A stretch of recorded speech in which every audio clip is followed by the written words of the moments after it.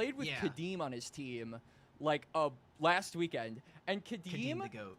did on Riven, by the way, did 500 damage in a 30-minute game, and Tyler was like, "Yo, those numbers are crazy, Kadeem," and everyone was like, "Oh my god, this is so funny." Kadeem is like the streamer that you watch when you want to see bad gameplay. He did 300 less damage than an LPL pro player! Wait, hold up now. Kadeem has one of the sickest flashes of all time. That is true. The Camille ultimate is the Camille ult flash was sexy. It is Knight versus Tarzan. I think this has been the battle, not just this year, but even last year when we had AL as a top 2 team in the league. Tarzan versus Knight, but Tarzan's team was not as good as Knight's was, and that has, I think, been true for most of Knight's career. Usually All-Pro is separated in between, you know, hey, you have our Ascend All-Pro team, and here's our Nirvana All-Pro team. We're going to pick, we will have the pool of every player available in the LPL. If they have played more than 2 games in the split this year, they will be eligible for this. In my heart, I would want Zweon to be my All-Pro top laner. However, I'm going to do something that I have not felt in a long time. My All-Pro top laner is going to be Mr. Hoya. He's been Mr. Consistent. Respectable.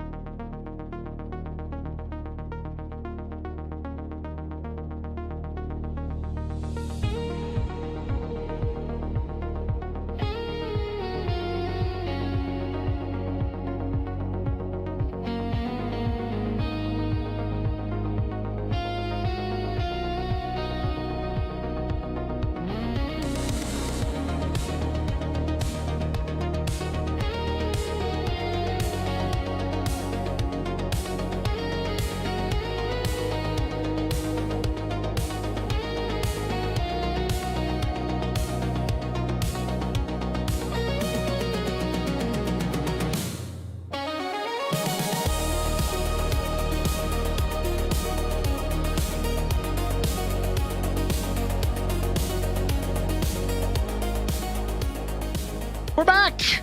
This time with no crashes, hopefully, as JD Gaming took a Game 2 win over Thunder Talk to force a decisive Game 3 here at Bloxer.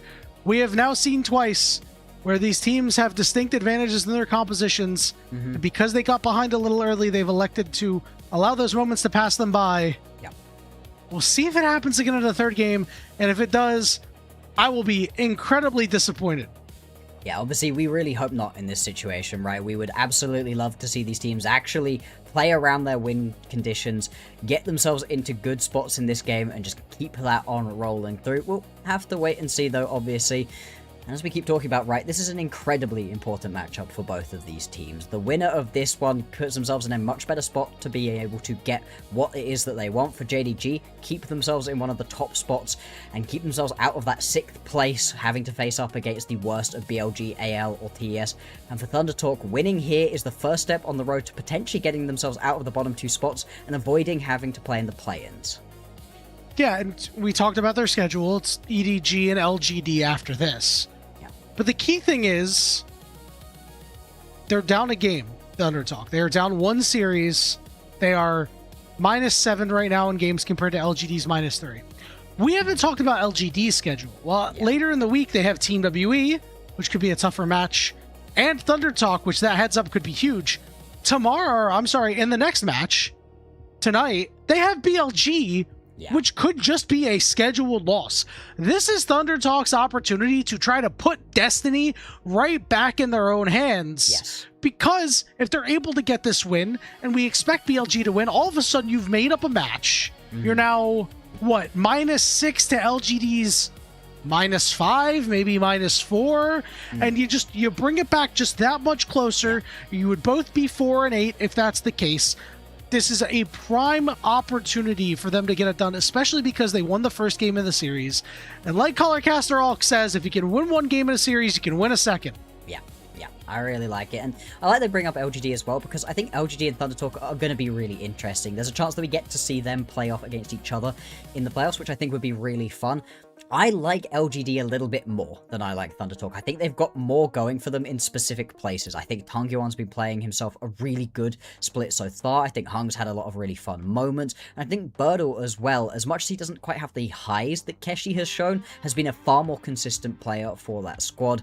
And so for Thunder Talk, I want them to show me more. I want to love Thunder Talk. They're a fun team with lots of rookies, lots of young players, and talent that, you know, people had given up on. I want to be really excited for them, and beating JDG right here would do that for me.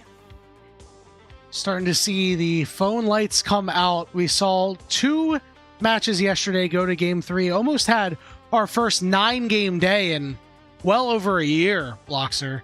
We're not going to see that today because we only have 2 matches today.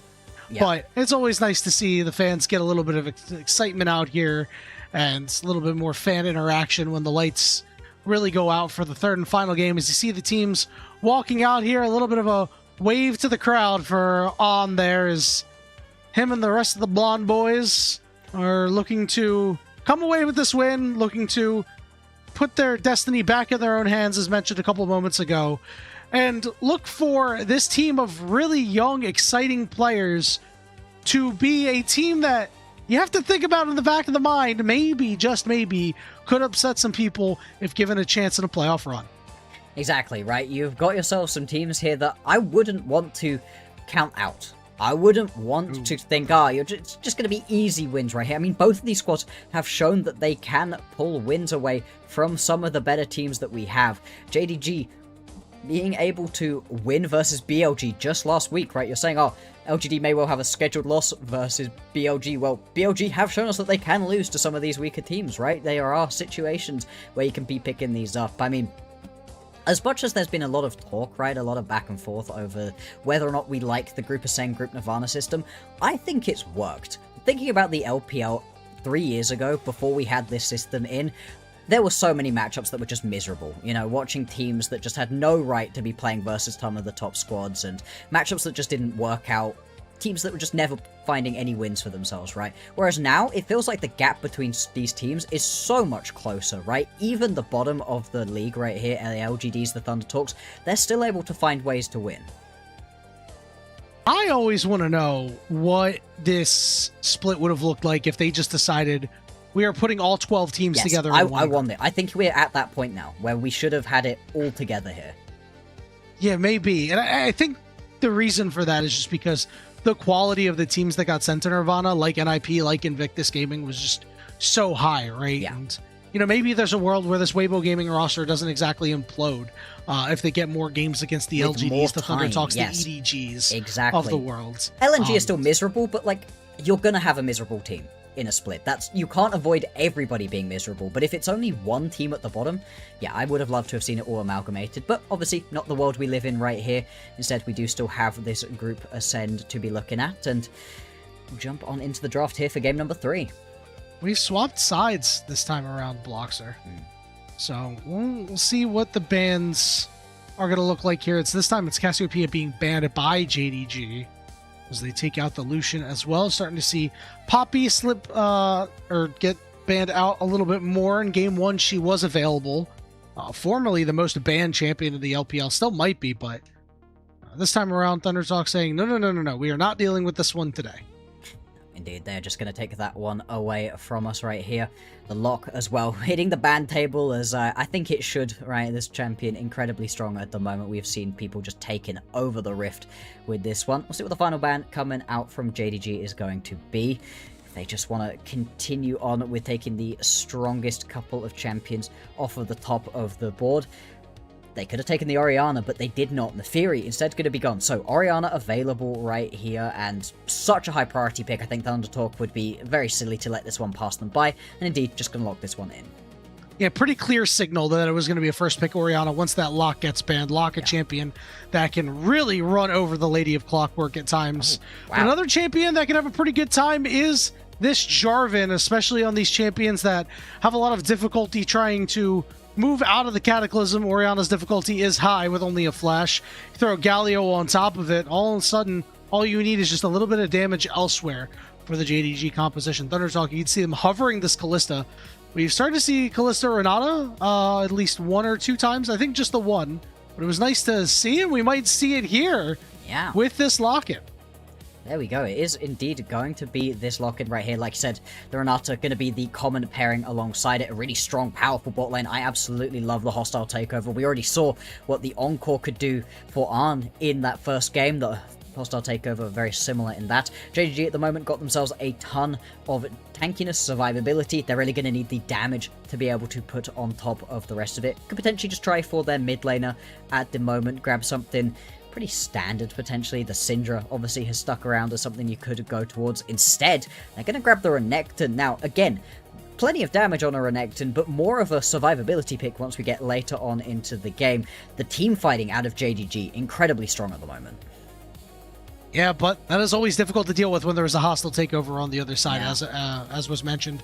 Bloxer, you think Feather gave On tips to hit Encores, or do you think On is actually giving Feather tips on how to hit hostile takeovers in this game? I mean, with the way that those Encores were, it's clearly Feather asking for the tips in this situation. On was beautiful with those, and yeah, if they're anywhere near as good, it is going to be a really nice spot to be in.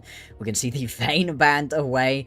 Zhao Shu does not want to have it taken to him on this Renekton. Same thing with the Gnar. We could end up in a situation where we just get the Cassante locked in here out of Keshi. Not a great matchup overall, but something you can just potentially play around.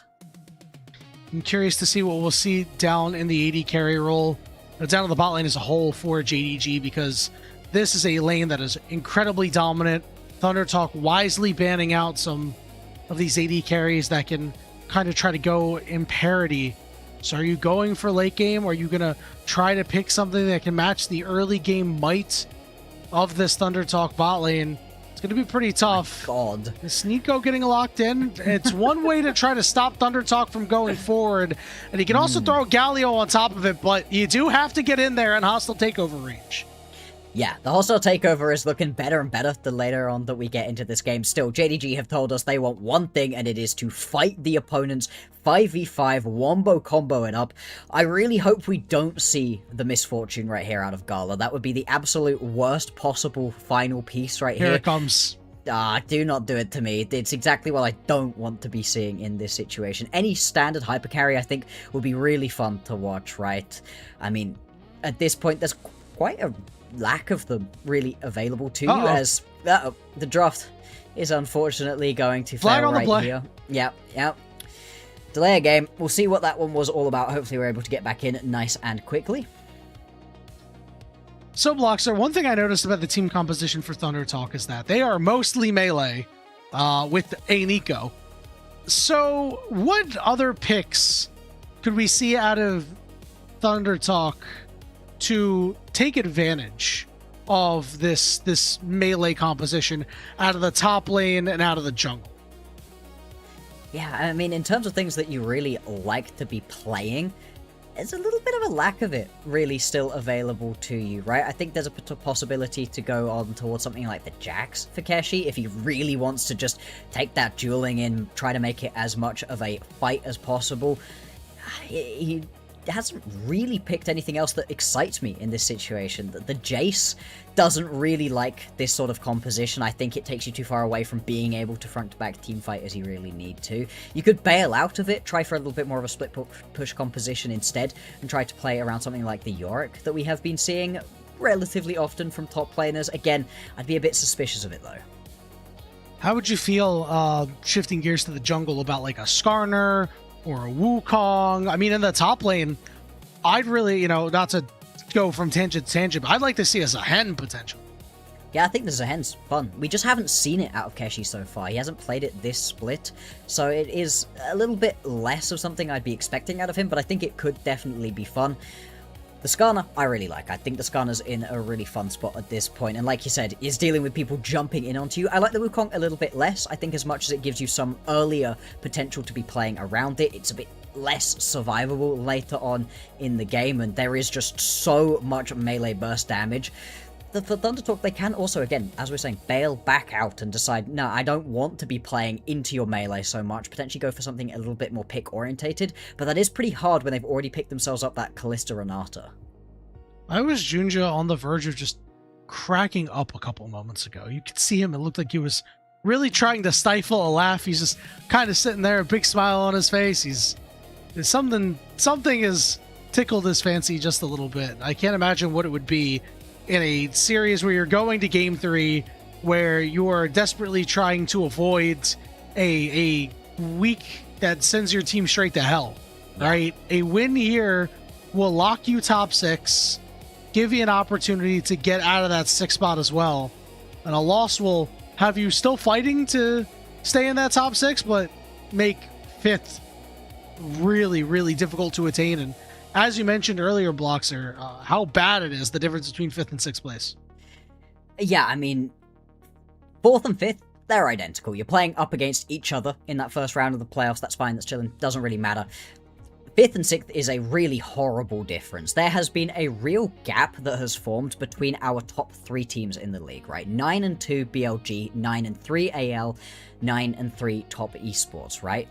So you are all at that 9-win mark. You're all really close to each other. We've also got these teams facing off against each other for the most part during this final week, right? You've got BLG and TES face each other, BLG and AL face against each other, right? So you've put yourself in a spot here where these top 3 teams, all titans of the LPL, fighting up against each other. You get the reject of those 3. 2 of them get the bye, and the top 2 obviously get the bye, and you get the reject of those. That's going to be a very angry team, whichever one it is doesn't actually manage to get into that bye week, and they're going to be looking at you and just getting past you, right? Getting themselves into that next round to face off against one of these other teams that they're going to be thinking are more on their level. You really do not want to be the 6th place team here in this league. On the slightest. And you mentioned the Titans up at the top. I watched the Odyssey recently, and I'm a Greek guy, so always thinking about, you know, Greek history and tales and everything like that. It just feels like these teams are but trying to be demigods compared to the Titans up top. We're back for picks and bans here. Same thing all the way around. Bloxer, is that Nico pick going to be locked in, or are we going to see something a little bit different? I assume the Nico pick should be locked in right here. That scared me for a second. I was like, ain't no way that's the point at which things went wrong. No, we should get all of the exact same picks through the first round, all of the exact same pick bans as well through this second round. It was just around at this point when things went wrong for the draft. Thinking about that ADC that's going to come out from JDG, right? I think the Kai'Sa makes the most sense to me. It's not quite the hyper carry level, but it does just go in with the team. It gives you that level of aggression that I think you're really going to be looking for right here. It's also something that I really like watching Gala play, and it was one of the few best in-class ADCs still remaining after all of these bans. It does really feel like it's the only option, Bloxer. If it's the misfortune, I'm just walking off. I'm done. I can't remember if the Gnar was banned. Yeah, the Gnar was banned. Okay. Well, Mundo is going to be an immediate lock-in answer. Could be Junhao, could be Keshi. We'll find that out in the moment. Wisin getting hovered here. It looks like it could just be the immovable Mundo in the top lane, unless we are... I mean, a couple patches ago, APs in Zhao top was a thing, but I don't think we'll see it here. So JDG are going to have their work cut out for them trying to chop down this Mundo, but if there is one player on one champion that could do it, it is Gala, the Pentakill Prince, getting this Kai'Sa, the classic AD carry pick for LPL AD carries. Yep. He's had 5 career Pentakills on Kai'Sa, last one in 2023. And with the lack of damage, really, in some of these other roles, JDG might need him to do the heavy lifting. Yeah, lack of damage is really a good point here for JDG. Yeah, you're going to have some coming out from your Renekton, some coming out from your Galio and your Jarvan, but really it is going to be on Gala to be able to carry this game through, and he hasn't really shown us that. He didn't really get anything done during game number 1. He got pushed in quite heavily by that Seraphine on the Ashe, and then over on the next game, he was chilling. He didn't have to do anything. I'm not criticizing him for playing out a chill Sivir game, but he hasn't really had to step up in this one. But if his team wants to win in this game number 3, it is absolutely going to be on his shoulders. And Bloxer, I think the name of the game for Thunder Talk is don't mess up. Just don't mess up. Let your jungler clear. Let your Orianna hit level 6. That's when you start making plays together. And once this Renata hits level 6, you show up to every single objective. We'll fight you at the Rift Herald, we'll fight you at the Dragon, we'll fight you at the Grubs. Hell, we'll even fight you at Otacon, and that thing doesn't even exist anymore. Yeah, we're going to fight you in every single situation. Fight you exactly at the what you want to buffs. be in. Yeah, I mean, that's a classic for the LPL, right? Red Crazy buff, is our throw game. everything at your opponents. If you don't lose a team fight over red buff, what are you really doing? We're on Summoner's Rift for the final game of the first best of 3 of the day between JDG and Thunder Talk. Remember the playoff implications. JDG with a win will lock their spot. Everything to play for in this one. You can hear the audience nice and loud as we go on into this game number 3. As we've been highlighting, incredibly important matchup between these two teams, and really interesting day so far. Thunder Talk smash game number 1, JDG smash game number 2, but as we highlighted, right, it is a lot of issues with proactivity for Thunder Talk. We want to see them taking a hold of this game the second that they have those critical ultis available to them. Same kind of thing though for JDG. Don't want to see any level of inactivity, especially not from the Jarvan in this one. Bloxer, an interesting note that I really just realized. I just put 2 and 2 together. Is not only will JDG lock their spot, but Team WE will also lock a spot in top 6. Yes. They are almost all but guaranteed, but if a JDG does win here, WE and JDG will both be at 6 wins. Thunder Talk will be unable to get to 6 wins, and that will keep any of your 6-win teams from falling down. A couple of summoners being burnt back and forth, but both flashes still on the side of Thunder Talk. While Gala is down his, Jun just shows up. He's going to walk forward here. There's a ward. Flash for flash there. So Feather nice. is the only one who still has one. And still, you will really be happy to see that right here. Of JDG getting that flash away from Arn, making him that much more vulnerable to potentially getting gacked onto, is going to be nice. Junhao potentially looking to turn things back around, going to walk straight over the top of a ward, so just going to be wasting his time a little bit and heads back towards these camps. The early stages of the game are going to be critical to this one. 2 junglers that want to be getting involved as much as possible, as quickly as possible. And this Renekton, this Kai'Sa, you've got plenty of potential good options to be ganking on towards. For right now, the Mundo should just be getting pushed in. Later and later we get into this game, though, going to be more and more impactful. And all of JDG's lanes have CC, so, yeah. You know, Junja doesn't have to be the progenitor of these plays. A taunt or a stun or a root coming through from Hongqiu, Xiaoshu, or Vampire can absolutely set up a play, and you don't have that same setup on the other side for Thunder Talk. It's really Junhao that has to do a lot of the heavy lifting. You're talking handshake, and that's it, man. Other than that, you've got a couple of slows, or you're really waiting for this Orianna to hit level 6. That is one thing that we did not mention. Yeah. So it is going to be a little bit harder for Junhao. You're absolutely right, kind of a lack of CC. The other thing is, right, you've got a lot of committal CC for JDG. The non-committal CC is a lot worse, right? So they are still going to be having to get up close and personal to make these fights work, as you said, dragging them into potential hostile takeover range. But Heru gonna flash away, should be able to just walk this one out because of it. Flash is being blown left, right, and center in this game. Yep, going to be opportunities for Junja to do something about it, especially on Heru and On's starting to get around to being halfway up. Well, Junhao has opportunities himself. Keshi flashes away. Slice! Dice! Dead! Xiaoshu! Solo kill on the top side. There we go, Junhao is going to arrive as well, though, looking to turn this one back around. Going to get those strikes off and pick up the kill 1-for-1 in the end. With the teleport coming back on through out of Keshi, he's going to be able to pick up the majority of this minion wave. Doesn't leave him in the worst spot overall. Oh, yeah, no, missing quite a lot of the minions right there. The TP coming back through from Xiaohu, and he has definitely done himself well in this early game.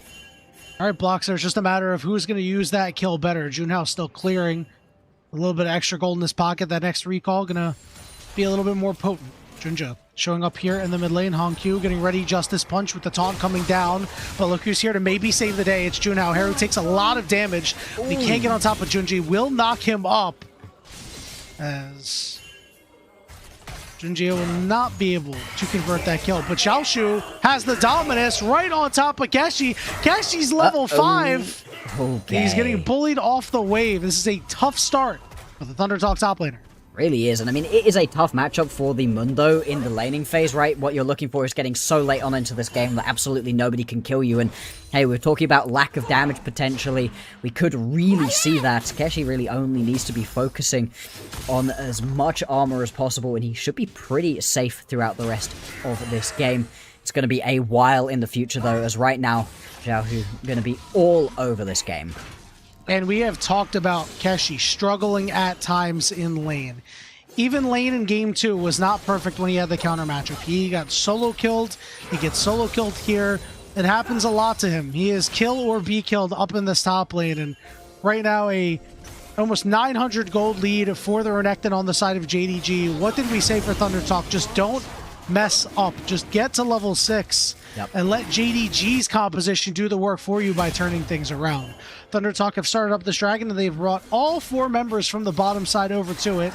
They are on a ward. The rend is not perfect, but Junhao will claim the dragon and then the crab immediately after anyway. And Junhao getting everything he could have possibly wanted off of this situation, although Junja is here sitting around. Obviously, Junhao did just use his smite, so having to be a bit careful with picking up that Scuttle Crab.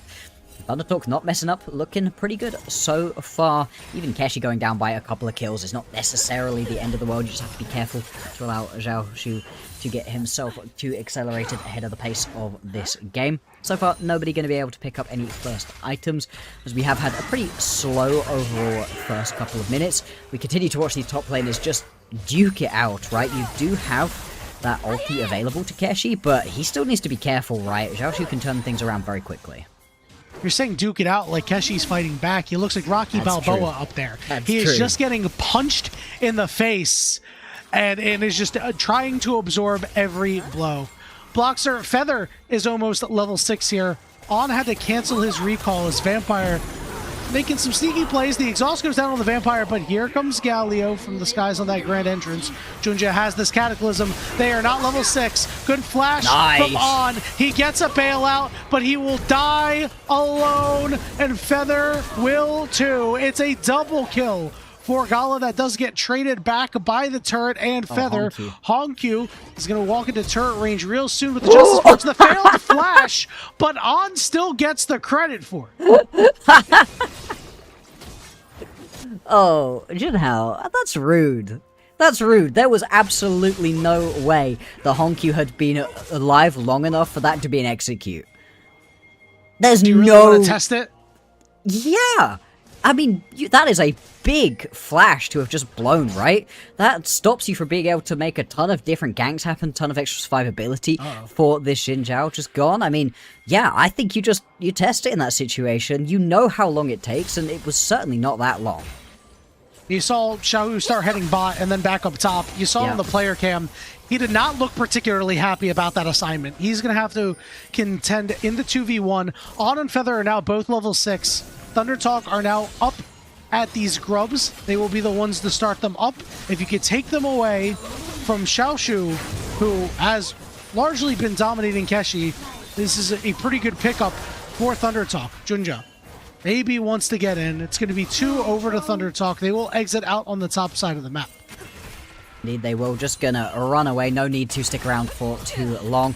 This is a lot nicer for Keshi, right? He's all of a sudden able to step up, get himself some turret plating, actually step towards these waves without being so worried. I'm not surprised that Xiaoshu was annoyed about this assignment, right? He was having such a good time of it, bullying out onto this Mundo, and all of a sudden the Mundo's just going to start stacking Giants belts and chilling out.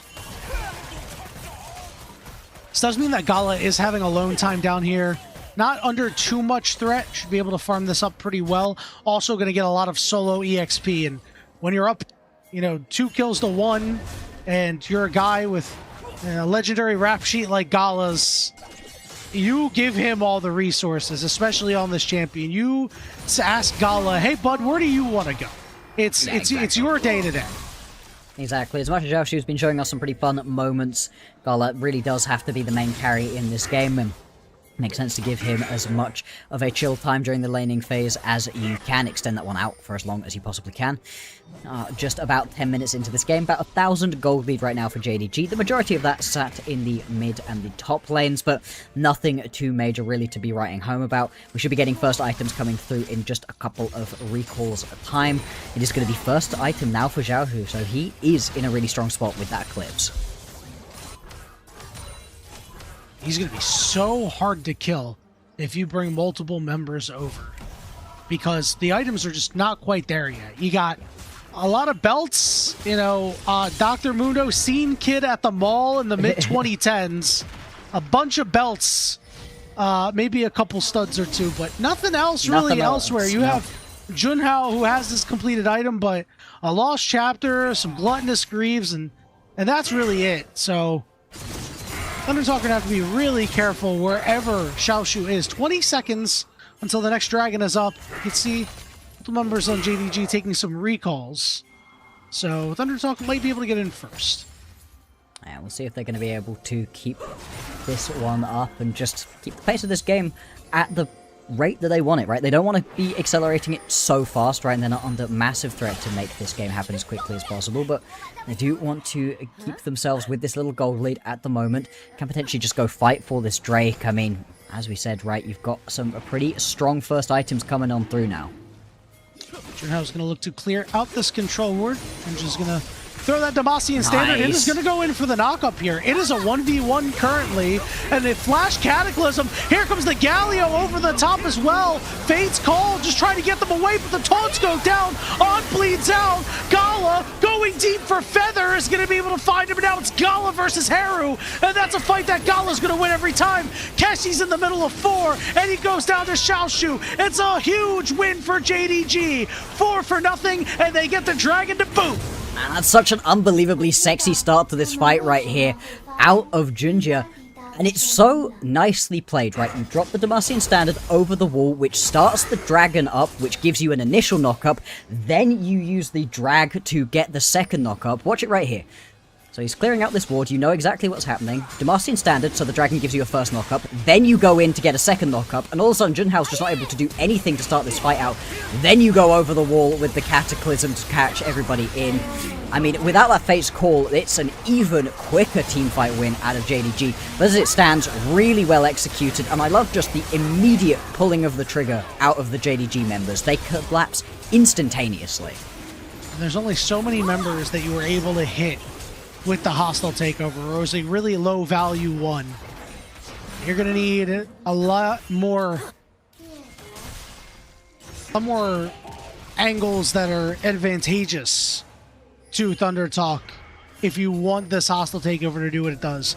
Yep. The good news is Gala does not have cleanse. So if you hit Gala with it, who is very fed right now, he's gonna beat the crap out of his team.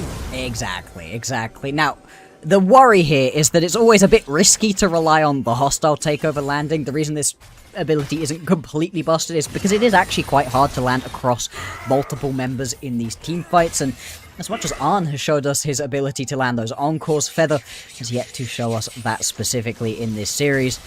And the longer we wait to see, the further and further ahead it feels like JDG are going to keep pulling. They were at 1.5k of a lead. Now they're nearly at 4,000 gold. And as we were talking about, right, the places that it's at, exactly where you want it to be. Top, mid, bot lane, all in really strong spots. Will be getting their second items very soon in this game. And we're not even at 14 minutes, Bloxer. It is a rough go at it for On and Feather. This lane that is supposed to be so dominant, were not able to do so, got pushed under their turret. Junja and Honkyu threw everything at them for that dive, and it really just threw Thunder Talk's game off kilter. And from the moment that Keshi got killed and that dive happened, it felt like it has been a tough road for Thunder Talk. Haru wasn't really even able to do much in that fight either. No. And I'm starting to get very concerned for Thunder Talk because that gold lead has increased about 800 gold in the moment that we were just talking about it. Yes. No more than 30 seconds ago. Exactly, things are just getting worse and worse right here, and I'm not surprised that Harry wasn't barely able to do anything in that team fight. First of all, hasn't been able to pick himself up any kills or assists or anything. He's been doing nothing really in this game, which is not necessarily the end of the world, but look at the CC available from JDG. I mean, if he steps up close enough to really be able to do damage, he will get caught in something, a Pot Blossom, a Slice and Dice, maybe even the Cataclysm, and if that happens right here on this Orianna, especially a flashless Orianna, you are just dead. There is nothing that you can really be providing to your team, so he's just desperately trying to farm up, get himself to that first item, have himself something to potentially be trying to play around, but it still feels like that's quite a ways off for him. Speaking of playing around, it looks like JDG may play around the Herald here. Junja going to clear out as many wards as possible. And the Herald will be started up. Bloxer, do you think Thunder Talk are going to contest? I see a lot of pings descending. When you have the hostile takeover, sometimes you got to go for it. Keshi off on the side, being marked, split from the rest of his team. TP. Here comes the teleport in as well. It's going to be Haru landing, and on the backside, Galio has that hero's entrance if he wants it. Vampire looking to get an angle over on the side, but it's well warded as the Herald is reset. Now Junhao is the one who wants to aggro it. These teams are just jockeying for position for the moment. Up here they are committing for this one. Junja is in the middle of doing his Gromp. Will smite that one and take care of it. 6,000 HP. Thundertalk not really putting a whole lot of damage on it. Junhao is taking a lot of damage here. The top laners are top laning. A good engage here onto Junja. Hostile takeover only lands onto 2. Hero's entrance knocks up Junhao, but he's able to flash away for the moment. They have to do a lot of damage to Honky. Whoa, Gala! They just don't have it. Gala went in. He finds a kill, but is taken down and shut down by Keshi. And now it's On trying to kite it out. He's in the back of the pit, but Honkyu's right on top of him. But he's got these gluttonous greaves, and he's healing up. Xiaoshu immediately eviscerates him. Slices and dices on the Feather, who flashes away, but is knocked up himself. And Keshi, the boss, can only walk away as he did not give health care to the rest of his team. And JDG win the fight and take the Herald. It's close, it's back and forth, but in the end it's going to be 4 kills going over to JDG, the Herald as well. And it's all messed up by Thunder Talk. As we talked about, right, hey, do you think they're going to go in? Yeah, unfortunately Thunder Talk don't know anything else in this situation. This initial engage onto Gala, I thought they had done enough for it, but just not quite. Actually, I think the handshake just about pulls Junja away from getting hit with that Wind Becomes Lightning. I think that may well have been the difference in that situation. Gala, I gotta question this one. If Keshi isn't above him, this is potentially a fine play, but just gets himself caught out. However, the just team fighting here from the solo laners out of JDG. The guys we highlighted coming into today, really nice between them. I know that Honkyu dies, but he did so much to keep his team in that fight. Xiaoshu has been so good on that Renekton. Yeah. And showing up again when his team needs him the most. 3-1-3. Very well played fight for him. JDG, drop the Herald mid, get a couple plates, leverage that into this Ocean Dragon. 2 dragons to 1 here as they have a 5.1 thousand gold lead here, just almost 18 minutes into the game. Gala's lead has shrunk significantly, but Honkyu is up big, Xiaoshu is up big. We really need to start seeing Haru make an impact in these fights. It feels like he's around, but not doing much.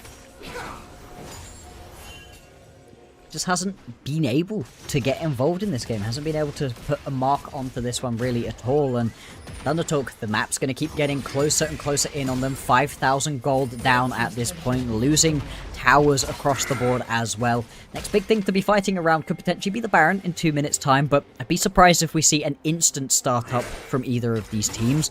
More likely that we're going to see some sort of team fight around the Dragon in 4 minutes time.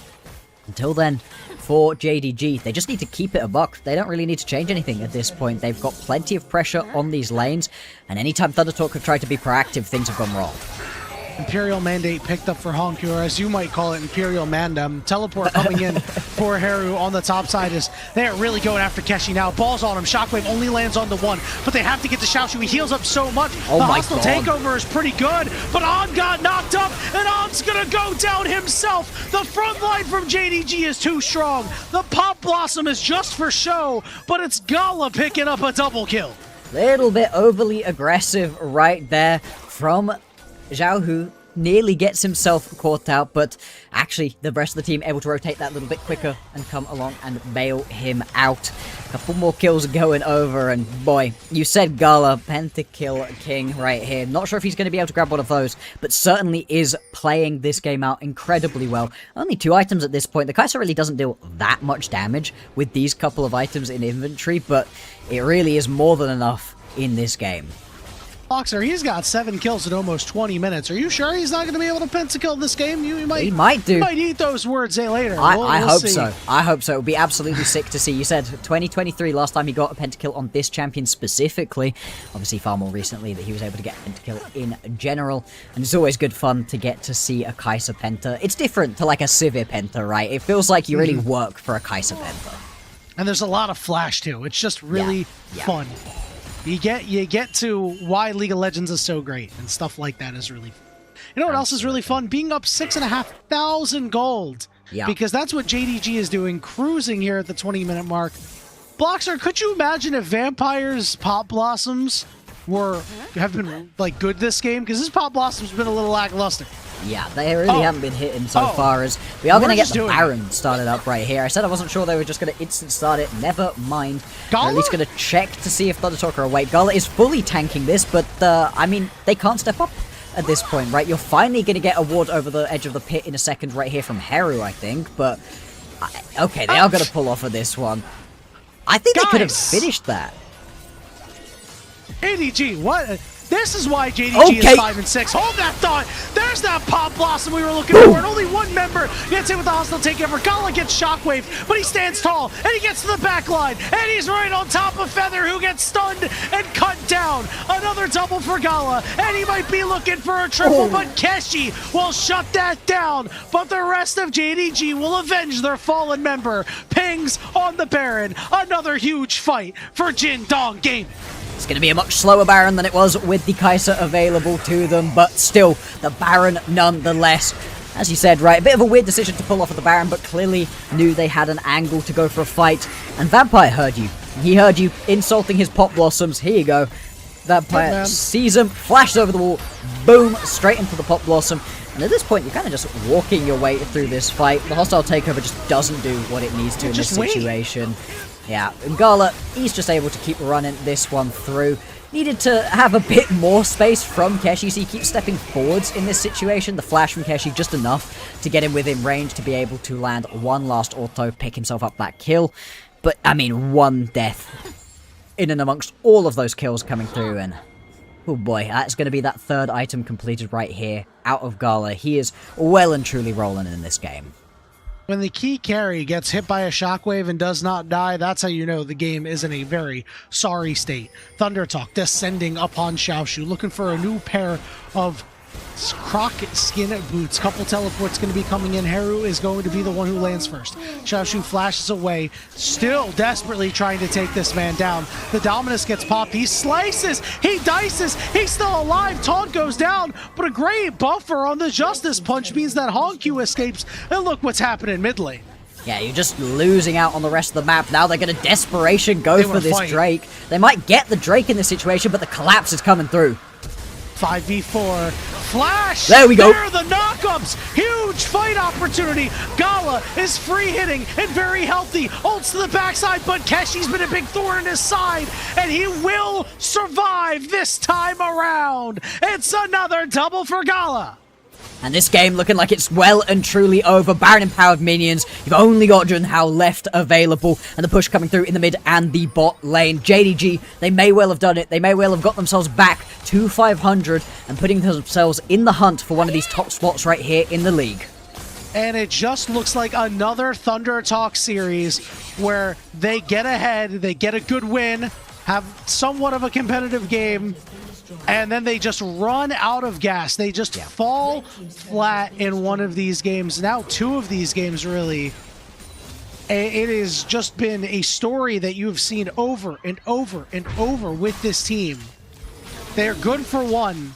If this team wants to be serious, they need to find a second draft that really works for them, a second way to attack the game. Yep.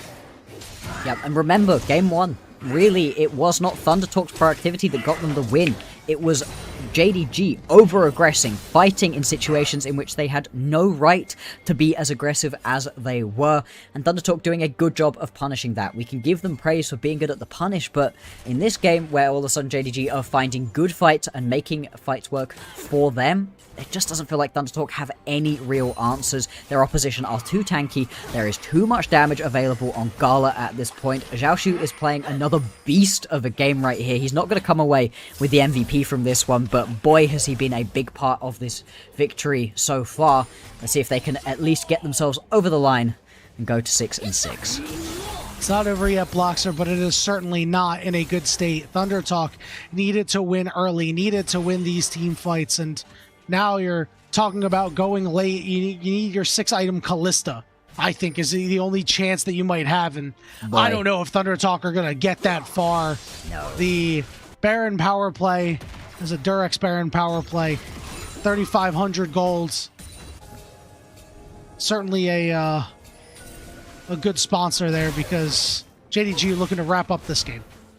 Yeah, they are looking to finish this one off and see if they can really mount something right. With that 4-game win streak that they had, we really thought that they were turning things around, that this was a JDG that could genuinely be competing for one of the top spots. Now, that isn't the case at this point. They're not going to be one of our top 2 teams, but as we've been talking about, 4th or 5th place are exactly where you want to be. Them and WE are the main competitors for those spots at the moment, and what JDG really need to do is get themselves a little bit of a gap between them and LGD. A win here puts them 2 games above them, puts them back into being positive in terms of the win-loss as well, and that does everything for them in this situation. It may well lock LGD into a position where they have to completely win out to be able to get one of those top spots here. And not only that, big confidence booster for JDG if they do end up closing this out and come away with the win. I mean, they lost that game 1 fairly convincingly, Bloxer. We thought that maybe ThunderTalk would just kind of roll over JDG and this team was kind of left for dead, but with the way they played game 2 and the way they've played out game 3, you come away with a gritty win in the series where you get punched in the mouth and then you come back and you show a lot. It does show that this JDG team still has that bite to them. Yeah, they are definitely not a team that you can overlook. We said it earlier and it's very much worth repeating, right? You want to just keep them in mind as a squad that you cannot overlook, that you need to pay attention to and be careful about. Now, they're not necessarily in a situation where you're expecting them to be one of our world's representatives, but there is a chance, right? They are currently sat 4th in terms of championship points, getting themselves into the upper bracket and having extra chances to be able to make their way through that playoffs really does increase the chances that they at least get to do some extra qualifiers to potentially go to Worlds. Remember, the LPL does get 4 seeds this year, so that last spot we thought was going to be JDG's, but has been hotly contested and could potentially be Team WE's. As much as I'd love to see JDG, I want WE there. I think that's I want to see option. WE too. I think it's just awesome. I think it would be really awesome for those players to really get some shine. This is a team that has been, I guess you could say, reviled at times by the LPL fandom for, Cube and Karis at times had not played well, and now they are starting to. Karis has been one of the best in his role, to be quite honest. Absolutely, he has. ThunderTalk trying to get to this Baron here. We're going to need a really good hostile takeover. Hongkyu's flanks have been so good, just attracting the attention of ThunderTalk, while Gala continues to auto the Baron. Keshi now walking up. It's ThunderTalk looking to group up together on, just trying to chase off Hongkyu for the moment. Yes, he is very low. Shockwave lands onto a Blossom is huge! Gala backline! Everyone on JDG eviscerates ThunderTalk! The skies are clear! No more Thunder! Jindong Gaming put an exclamation point on this series. Will go to 6-6. Will lock themselves a playoff spot by felling Thunder Talk 2-1. Beautiful, beautiful Pop Blossom right there. You said that Vampire hadn't been finding too many big ones. Well, there you go. And the whole squad capitalizes on it. The team fight is over in an instant. A 29-minute victory right here. JDG, they do it. It looks rough after game number 1, but what a way to swing back.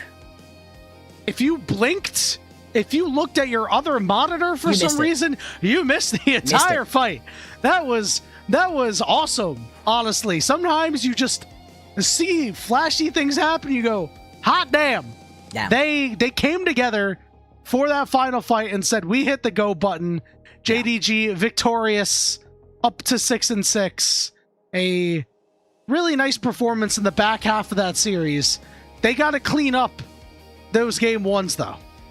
Yes, they do. Game 1s have been a little bit of an issue so far. Now, that's going to be less of a problem, of course, once we get into the best of 5s in playoffs, right? That puts you in at least a decent spot. You lose game 1s, plenty more games to be able to play, but it would be good for them to be able to clean that one up. Massive right there from Vampire. I mean, he was pretty controversial when he got brought on over from WE. A lot of people thought he was the best bit of WE, but there were some people who thought he was just kind of sprinting it for the team sometimes, only could play the engagers, really just inconsistent overall, and I feel like a lot of the criticism has still borne out for this guy, but the highs are beautiful. When he's able to play his champions, which I think Nico is one of his champions, he can just find moments like that. But what a performance from Gala too. After a really quiet series in the first couple of games, really just proving that he can still be the main carry for this team. It is just LPL Kaisa Bloxer. It just feels like every time we see LPL Kaisa, they are just doing some of the craziest stuff. Even if you lose, it's still flashy, it's still awesome, it's still big plays. Gala did have that oopsie at the Herald fight, but that's okay.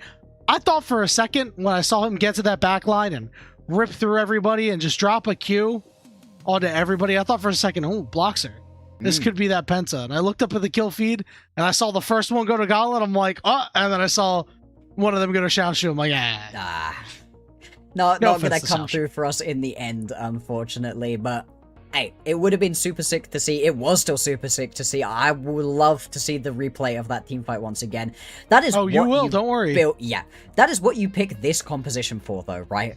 Jarvan, Galio, Nico, everything lands all at once and you just blow your opponents up. But this is why I was so unbelievably glad to see the Kai'Sa in this game and not the Misfortune, because can you imagine how much more that team fight is if you just chuck a bullet time over the top? Like, I don't know, that is kind of cool. I mean, you have to get it, though, is the issue, right? And it never happens. The whole standing there and channeling a whole bullet time thing is difficult, to put it mildly, especially at the high levels of professional play. Yeah, very much so. I mean, we saw it recently where it just doesn't happen. You never really get the MF actually able to sit and hit the big ulti, whereas the Kai'Sa, it's on you. It's not on your team setting you up for success. You're not waiting for the moment to sit back and hit the ulti. Instead, you're waiting for the moment to go in, make everything happen, fling yourselves at your opponents. Really fun to watch Gala on it. Like I said, LPL Kai'Sas are always good to see. Another tough one, I think, when it comes to specifically picking out who's going to be MVP. I think Junja had a really good game. Honkyu, again, incredible, but I don't know that you can really give it to him with the Galio. I think Gala was super flashy with this one. Vampire, he had a quiet early game, but really pulled it back in the end. In my opinion, this is a Gala MVP for this Game 3. Yeah. I think the big consideration we should be talking about now is who is winning Player of the Series. Yeah. So I think it's a little tough because if you look at Game 1, the best player in that game was Honkyu. Yeah.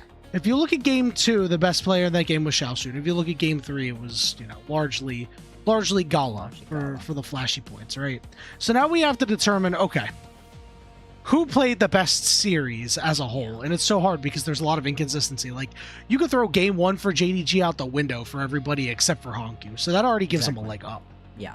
Honkyu's Akali was, fine. His Galio here was pretty good. Yeah. But you lose a lot of shine like that. Yeah.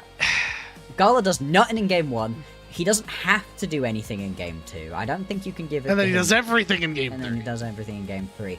I would give it to Vampire, personally. Do I think Vampire's going to get it?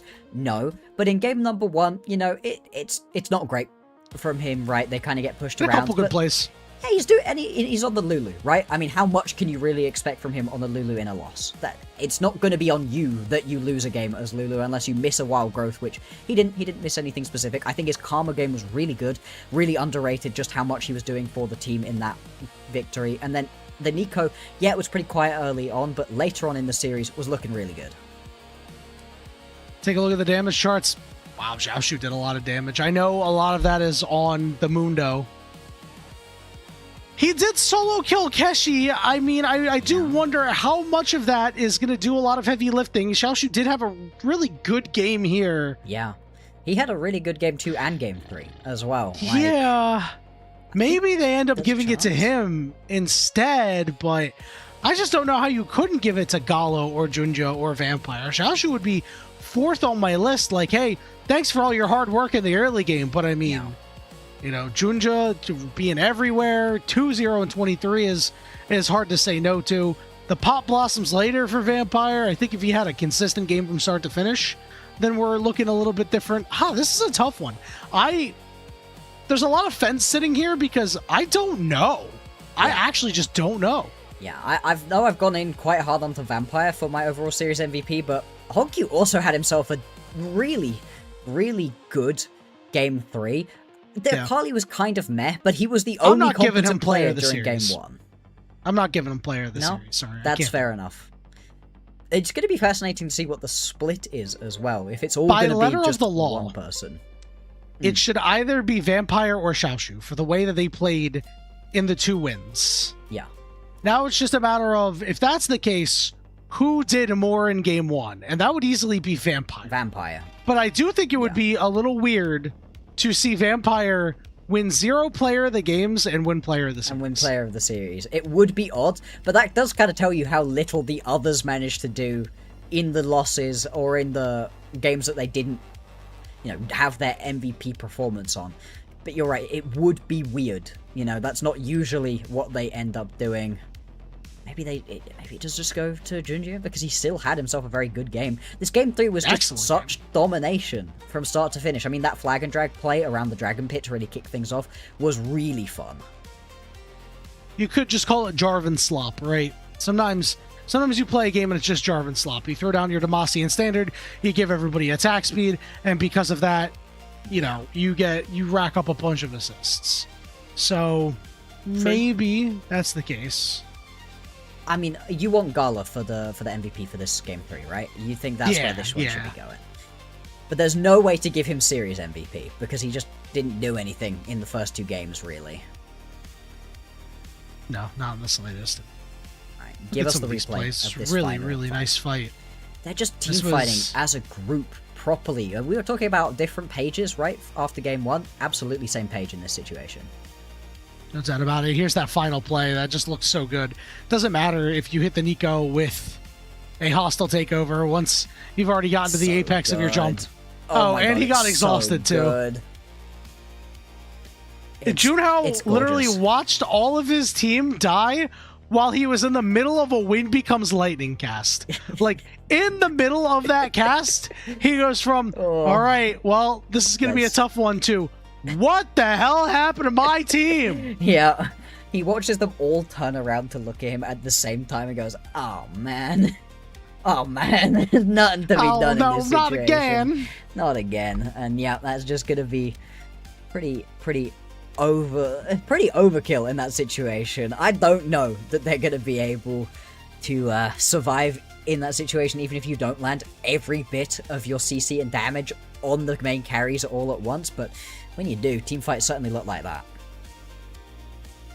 For Thunder Talk, gonna be saddled with a loss. It's Junja getting player of the game for I his think we know who's getting player of the series in then. 23 performance. Yeah, it's certainly not going to be Gala. I do wonder if Junja is going to get player of the series. You could give it to Xiaoshu still. Yeah. Think he probably had a little bit more impact all of the games, except that for he did have that one good fight on Rumble. I don't know. Honestly, Yeah. it'd be ethical to give it to multiple members, and Yeah. I'm gonna stop thinking about it. Bloxer, for Thunder Talk, it's been something that every single broadcast pairing has said for weeks now, Yeah. is that they just can't put it all together at the same time. Yes. The games where they lose, sometimes you get an advantage somewhere. At least this game, it was pretty bad all over the place. It was a rough one. But they are so close to being a team that you do have to fear. And if they figure it out by the time playoffs come around, you will need to properly respect this team. They are crazy. They will be very aggressive. And for better or for worse, they will force fights almost every week. Absolutely. I mean, now you've got yourself in a situation right here as Thunder Talk where you're looking eagerly at what it is LGD are going to be doing for themselves. LGD do not have themselves an easy next couple of matchups. So Thunder Talk, they've got EDG and then LGD, so that one's going to be incredibly important. For LGD, things are really tough for them. We'll have a quick look at who it is. Yeah, Ginger just going to pick himself up the player of the match. Not particularly surprising in this situation, but no. LGD, they have BLG, WE, and then obviously rounding things out alongside LGD. There's a real chance that final matchup between Thunder Talk and LGD is the decider for who ends up in the play-ins and who has to play against the third place team here in the LPL. To be honest, I'm not entirely sure which one I prefer. Upper bracket is great, but maybe these bottom teams need a bit more practice. No, send them to the upper bracket, man. Like, come on. You want upper bracket? Yeah, how are they going to get more practice? And how then are they going going to get eviscerated? Bloxer, how are they going to get more matchup. practice if you only get to lose once? Yeah, but you get at least to do the play-ins matchup, right? You get to... What if you lose? That's entirely possible. It is better, of course, to get yourself into the upper bracket, but I don't know. Looking at who it would be as the third place team, top esports potentially, AL potentially, it's pretty terrifying being in that upper bracket. You probably do just immediately get punted straight down to the loser's bracket anyway. That's true. That final day of the regular season could be shaping up to be a fun one. Oh, yeah. But that is quite a ways away. Bloxer, the next match we have LGD versus BLG. Do you think LGD can make magic happen twice and take another game off of BLG? Yeah, I think they're going to be able to I don't think they're get winning the series. No. I know they 2-0 top esports, but No, I don't think they're winning the they're series. on a 3-game winning streak, actually. Hang on. LGD are really fun. They're really, streaking. really fun. I do not think they're going to win the series, but I think they're going to make this a competitive matchup, and I think they may well be able to pick themselves up a game, and if they do, that does a lot for their win-loss record. Again, really important. It's more important than the head-to-head matchups for these teams when it comes to standings. Speaking of standings, you may have seen the standings a little bit crunched there, but that's okay. JDG now sitting in 4th place at 6-6 with a game differential of 0, while Team WE are at -1. So that 4th, 5th place will be a hotly contested one, but again, as mentioned earlier, doesn't make too much of a difference. You just want to be out of that 6th place spot. But that will do it for myself and Bloxer. But the good news is we have one more game tonight. As just mentioned, it's LGD versus BLG. This will be covered by Jay Beto and Dia, and they will see you after this short break.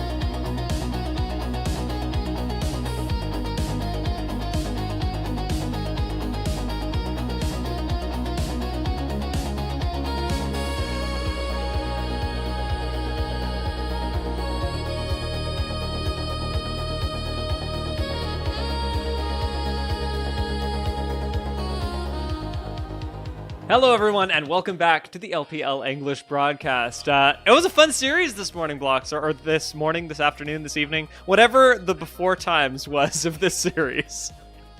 Yeah, Yanni, you're looking a little different, a bit further away, I think, than when I saw you last, but... oh, there we go. Hey, wait. I'm myself, you're you again? This feels a lot better. I'm feeling more comfortable in my skin. Look, my dad is English. I'm not. No hate on the Bloxer, but I like being Australian. No, I don't want to be British. I'm in the same boat as you. I like not having to fake the accent all the time. That really ticks me off. So, yeah, I mean, credit to Bloxer for having pulled it off. It's been a good season. It's a good character that he holds up. I think eventually he'll get comfortable enough with us to let this go. However, we do have a series to talk about, so let's jump into it. LGD versus BLG is going to be what we're talking about next. We've got LGD up first as the team that I wanted to take a look at, and, coming into this series, yeah, I was thinking they were a bit odd. Maybe not this odd, but they are not going to have the easiest time in this series by a pretty wide margin. And I think it's important to set that up because LGD have actually looked like a very good team this split. I've enjoyed watching LGD games. I think they are a very competitive team. However, we need to couch this series because if LGD do win this, it is a massive upset. Yep. They were able to take down top esports. I think our counterparts, maybe us. Anyway, Yanni and Bloxer were talking about that upset before. And like Yanni said, LGD are on a bit of a hot streak here. So there is that going for them. And hung with the best player of the week from the official LPL broadcast, which is really good to see. I think that this is an exciting team. Hung's been playing really well. I think Crisp has brought a lot to this team as well. But we got to be honest, this is a pretty uphill battle. They're against Titans, #1. We all know who they are. We're going to hit a couple of things pretty quick because I know that we've got Champion Select coming up soon. So we'll take a look at the BLG roster as soon as we're able and talk a little bit about what they are going to look like coming into this week because it is different coming into this week than on others. Bin has joined the roster for this matchup, and with Bin returning to BLG, it was just one of the many rotating doors of top laners that it possibly could have been, but Bin's back. It's just like it was the last split. It's just like it was the split before. However, this is an important shakeup to the roster, especially as we approach the end of the season as well. I want to, while we've been talking about the top lane so much, also recognize that we have been and are contractually obligated to continue talking about the mid lane for BLG, especially as we consider all pros. So, guys, it's that time of year again. Clocking at the all pro factory, and you know what to do. You've got to hit the all-pro votes for BLG. Yeah, it's a pretty good vote. I think you're on the right track there. BLG are in first place right now. Haven't finished the season quite yet. They've still got 2 matches left, but looking to get 3 first place finishes in the year. It was them who did it 2 years ago. That was a pretty strong roster. That BLG 24 roster, but yeah, looking pretty good so far. Looking to do it. And this win would put them even closer. You want to get that first round bye as well for first and second. But while we can, let's take a look at the Knight All-Pro stuff that we've got here for him. Because, I mean, it's going to be Knight, right? It's going to be Knight? It's that time of year, guys. You know what you're meant to do. However, Jay Beto, we've got to be fair. It's been like 3 splits now that we've gone into this going, well, yeah, you're gonna vote for Knight for your MVP. You're gonna put him on the All Pro team, guys. We're pitching a different All Pro this time around. We're pitching Shun, and I know that Knight is on this team. I'm gonna have to give a little bit of love to Shun, who has stepped up in a huge way this split. He is, as you guys can see, earned himself several player of the games, several player of the matches as well. That this guy is top of the league in his position. Granted, it is not the mid lane. You can still vote for Knight for All Pro, but I would recommend voting for Shun as well. I think the kind of mirror between Shun and Hung in this series is very interesting. You know, Shun is far and beyond one of the most successful top laners, junglers that we have in the league. and Hung is finding some groove. I think it's going to come down to some form on the day, because LGD did look pretty good against top esports. BLG have been stumbling. You spoke about Bin a little bit earlier, and that change in the top lane, bringing Flandre in, BLG didn't look super great. They lost to top esports. They lost to JDG, who aren't looking super hot either. Yeah, if BLG continue to stumble, I think LGD, who are on a bit of a hot streak, could find the upset. It's not out of realms of possibility. On paper, BLG the stronger team, but yeah, I think form tonight is going to be pretty important. I think that, you know, we came in and said that this is the BLG have the favored matchup. I think it's worth couching by exactly how much. I don't think that there's a top laner in this league that you could give BLG that would change my opinion on them winning this matchup. That is how big of an advantage BLG have over LGD on paper. However, as you've mentioned, LGD, it's not like there's no hope for them to win the matchup. First of all, it's game day. We're not playing this out on paper. Things are going to happen here that likely neither team expects. League is notoriously unpredictable. But the other point of strength, as you've mentioned, Crisp, one of them for LGD, can absolutely roam around the map and make things happen. And I have been really high on Hung recently, especially if Hung gets his hands on Nefiri. There's a reason that we wanted to bring this player up. It is the second most picked champion for LGD across the regular season. And it's got, I think it's close to like a 70% win rate for Hung last time I checked. The amount of times that they're able to pick this champion for the incredibly high win rate that it has, I am desperately hoping occurs here. Yeah, it's also, funnily enough, Shun's most picked as well, jungler. So Nefiri very likely contested in this series, maybe banned the entire time. Something that you will not see banned, though. I wanted to bring a bit of highlight over to this because Ons found a ton of success on the Camille recently. And if you've been watching over the last few days, Camille completely absent from the meta, or at least in the support role. We saw a Camille top before. This is why Camille has been absolutely gutted. They nerfed her early shield from the passive, reduced Sundered Sky healing, reduced Hella Blaze damage, and also the support roaming changes where you get, I think it's up to minus 33% XP until level 5 if you're out of bot lane as support. Camille, one of those supports that loved roaming early, you know, level 2, level 3, can't do that anymore. And so far it seems that the LPL has completely dropped this support. And that's going to take a bit of a hit to Ons Chample. He's really been playing this well, so interested to see how the bot lane looks tonight, especially with some of the Runens changes and fleet footwork changes. I've been seeing those getting picked up a little bit, but it's going to be interesting from the support position. I mean, and it really makes you wonder as well, like, with these changes to roaming XP specifically, how much is this a Camille change, and how much is this going to impact the rest of the bot lane meta? We've seen a lot of mages place bot lane during the course of this season across the world, because they can be so self-sufficient, because your supports can go and roam around the map and do whatever they want, and you essentially have another player unlocked while the mage just AFK clears waves on the bot lane. If that's not something that the support is incentivized to do anymore, if that's actually worse for the team as a result of these changes that were meant to target Camille, how do we see the bot lane meta change around that? Yeah, I think it's interesting because not only is it the support roaming, but it is also the MR changes that we've seen come towards a lot of AD carries. I think mages still have a spot because they do really well at clearing the wave. That's one of the biggest things that stops them getting dove in that like 1v2 style lane and allows the supports to be roaming.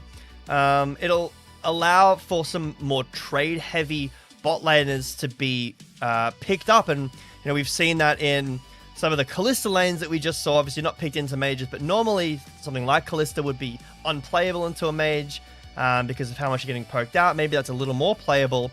I don't want to talk too much about solo queue because this is pro play. But solo queue win rate, pick rate, Jinx is through the roof. Ridiculously high pick rate, really high win rate with the like high AD plus Runens build. Zeri's doing quite well as well, and Tristana following pretty closely behind. Could see some picks like that start to bleed through the cracks as well. If we're moving away from the roaming support pairings and towards more lane focus, because Jinx and Zeri can't be by themselves in a lane. So see some more peel heavy supports like that you really want to keep in lane. Alistar, We've been seeing a lot of Rel, and the Nautilus has been there for a while. I'm not sure if we will see that in Pro specifically, but I think it is a good thing to mention because the win rate has gone up significantly since the changes. Yeah, and it's especially funny looking at this support matchup in the context of these changes, because my personal feeling on this patch, on this iteration of League, is that we're re-incentivizing the Enchanter supports alongside hyper carries with, as you talked about, the Runins changes that have really seen a couple of hyper carry AD carries move up in priority. On paper, Enchanters look really good, but then we've got Crispin on here, and Crispin on, it feels like are wasted on Enchanters. I mean, sure, they might be good in the meta, but these are such good engaged supports that you'd really like to have them be able to be as proactive as they were in the first part of the season. And it makes me wonder, not just for LGD, who have had a, as we say, pretty middling but upward trending season, especially for the expectations of the roster, but even for BLG, who are changing a lot of pieces in the top lane, and now, as we approach playoffs, are likely going to have to do some of that work in the bot lane story that has given them so much success this split. Yeah, I think it's a tough position for BLG to be in, because let's say the meta does develop into, like you mentioned, more Enchanter focused, AD carries that are like scaling into the late game and trying to really take over, like the Jinx, like the Zeri. We're looking at more. I think Ashe can go Runins too. I think she's good on it as well, just not as good. Ashe Seraphine is coming back as well. That's a change up that is very dramatic. BLG they're a big benefactor of the let's put Viper on something that he doesn't need to absolutely pop off on. He hasn't had the best year towards the beginning of the year, so maybe some instability there. And then also some question marks as to what's going on in the top lane might leave BLG a little bit worse for wear, a little bit confused. They are, again, still top of the table. You're looking for that second seed minimum at least to get the round 1 bye, but BLG would love to finish first, get the best matchup they possibly can. So we'll have to see if this decision is the right one. Obviously, is issues. We can't not talk about them. They've been subbing Bin out for a while, and Flounder wasn't working. This is very cool. That was such a sick intro. I'm so sorry. I really liked all the different intros that we've had for our teams through the shifting arenas in the LPL this split. As you mentioned, with this being the last week of the regular season, BLG do get a fire intro, and that is super sick. I wish that we had brought back up this graphic, because you're mentioning their fight for first place. At the very start of the season, I remember us running a graphic about the expectations for BLG, that it wasn't just like, oh, we started the season here and what will they do? No, it's not about that. They had such a good first split. They had such a good second split that to not finish first here would be BLG falling short of expectations. And I think it's really important that we remember that as we do take a look at their competition. BLG are expected to breeze through this. The goal is not LGD, the goal is beyond, and even beyond that first place is returning to the top of international competition. Yeah, it's a really stressful position for a team to be in, because I don't disagree with you at all. I am fully on board with what you're saying, but to say to a team, we expect 3 first places, so 3 championships this year. They've already won 1 international. They're in the finals for the 2nd international. We expect you to beat out and be the best team the entire year, win a 3rd championship, make it to the international, contest the top teams, and maybe even win it. Having it be, the expectation is the best. Number 1 for a whole year is pretty tough to keep up. Well, actually, we've never seen it happen, because BLG didn't win MSI this year. They came 2nd, which is very close. No one has ever won the Golden Row. That should be a testament to how hard it is to keep up form in general. For BLG to even keep up the form they've had so far under all the stress that they've had with changing top laners. Obviously, there was the injury with Wenbo and missing out on winning that MSI championship. It's good to see smiles on their faces. Obviously, like we've been talking about, this is a matchup that they should feel comfortable to win. Yep. This is not an easy week, though, because after this, they've got Top Esports and AL, one after the other. I think it's AL first and then Top Esports, which are the other 2 teams who are contesting that top spot. So they need to be in as good as form as they possibly can be, try to keep that up for this week and then into play-ons continuous. And this matchup is going to tell us a lot about what sort of form they are approaching as we finish the regular season. Is this a BLG who, maybe given the top lane changes, are in a bit of flux, are feeling a little bit uncomfortable despite how happy they seem here? Are BLG perhaps a little bit overconfident for the amount of synergy that we can expect from this roster coming into today? On the other hand, for LGD, I don't think that this can be underappreciated. This is it for them. Like, to beat BLG would be absolutely massive. And the amount that a player, the amount that a team is willing to push themselves to accomplish something like that should not be underestimated. I'm expecting the coaching staff to have prepared a couple of special strategies up against BLG as well. As to whether or not we see those in draft, as to whether or not it becomes an opportune moment for LGD is really immaterial, because the expectation is that LGD have prepped out of their minds for this matchup unlike no other this split. Yeah, and remember, we've been talking a lot about BLG, but currently sitting in 6th place, but love to get higher. LGD, it's going to be tough after Thunder Talk weren't able to do it against JDG here. So a win here would be so important for getting them higher in the standings, closer. They obviously can't make it to 1st or 2nd or 3rd, but they can maybe start to contest 5th and 4th, depending on how the matches go. Into picks and bans here. Cass, Oriana's left open, actually. It's a lock ban from BLG. They're on 1st pick, so maybe setting up here for Knight on this Oriana. I'm waiting for this last ban, whether Oriana gets taken out of the pool. Really liked the Jarvan that we saw in the last series as well. Clearly, a lot of flexibility there. Oriana is going to be removed by LGD, and leaving us without some pretty premier mid laners as well. Cassiopeia naturally taken away. Nonetheless, a Ryze first pick does surprise me from BLG. You know what's left up? Give it to me.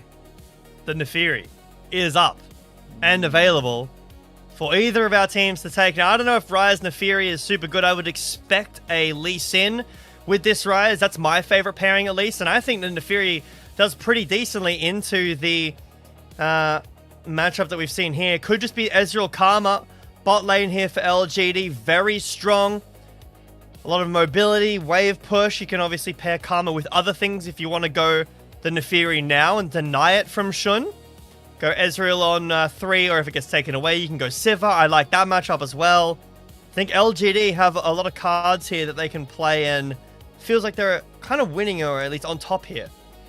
Yeah, I'm a little nervous, and I'm happy to see as well that LGD are about a Nefiri pick.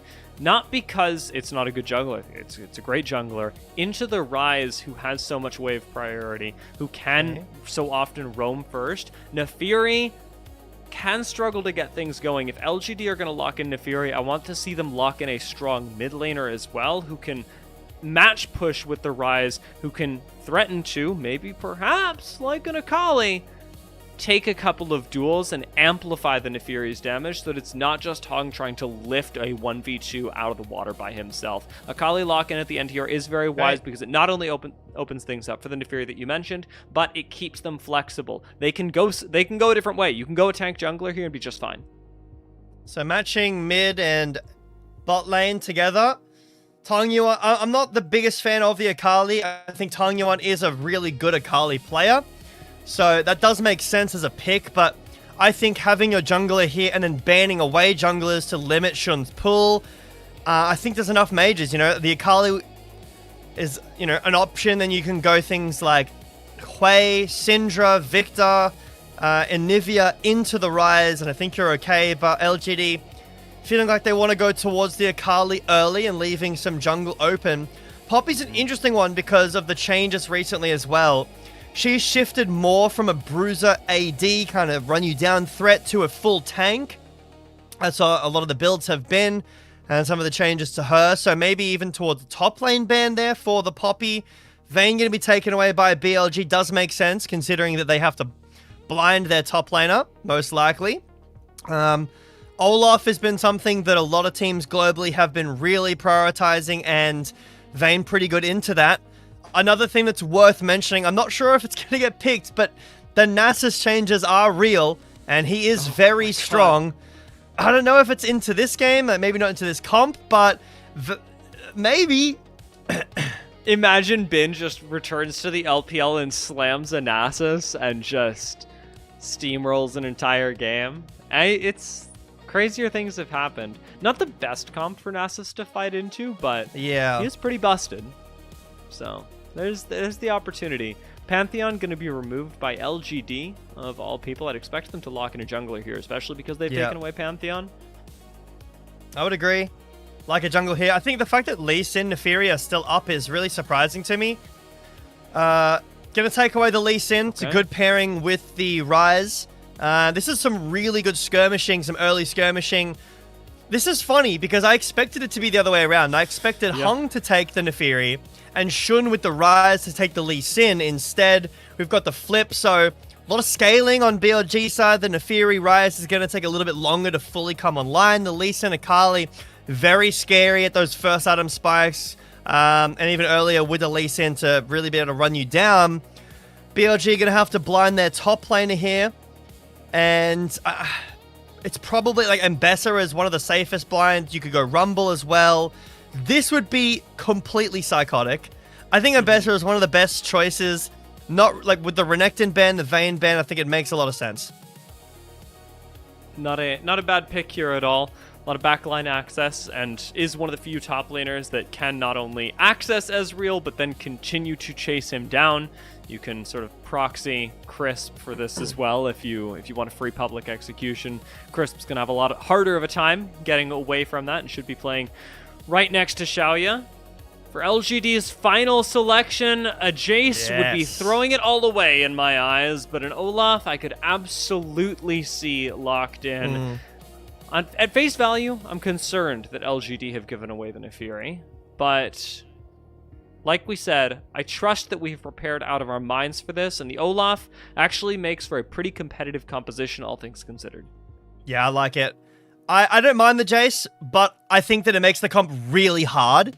So I am with you that it does kind of put you in a really uncomfortable position. You've got Ezreal, Jace, Karma, which is very low commit, really trying to poke you out.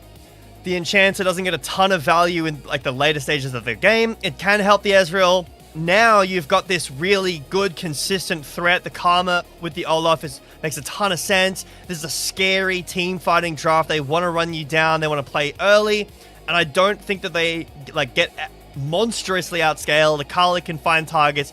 Ezreal can pop off in the late game, and so can Olaf. On the other side, though, we need some time, right? We need Ryze to get online, Caitlyn to get there later on, and the Mbessa to look at some team fights, maybe some side lane action with the Bard and the Ryze. I think that if you simply sit there, go to team fights, and there's an Olaf with a Karma there, it's going to be really tough for something like Ryze Caitlyn to get through it consistently. Hey, as we get later on into this game, my feeling is that LGD, with more and more items, become more difficult to take down than BLG, and this is just where I'm at right now with the amount of mobility, with the amount of damage that people like Akali and Ezreal can build as they get to their 5th and 6th items, and I'm saying even 3rd and 4th. This should be a problem for BLG. Very worrying. On the other hand, BLG's first item spikes, especially around things like Mbessa and Neferi, seem terrifying, and it's BLG's job, from where I'm standing, to take command of this game when we hit the mid game, when we hit 2nd and 3rd dragon, and steamroll it from there. Otherwise, LGD have this extremely safe kite back composition, and well, I want to see what you think of that before I start serving up another fish.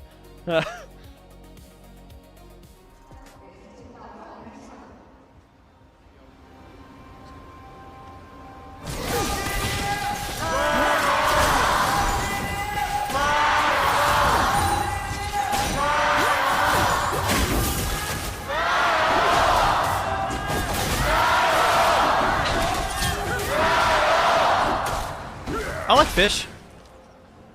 Or maybe not my favorite meat. I think it's good.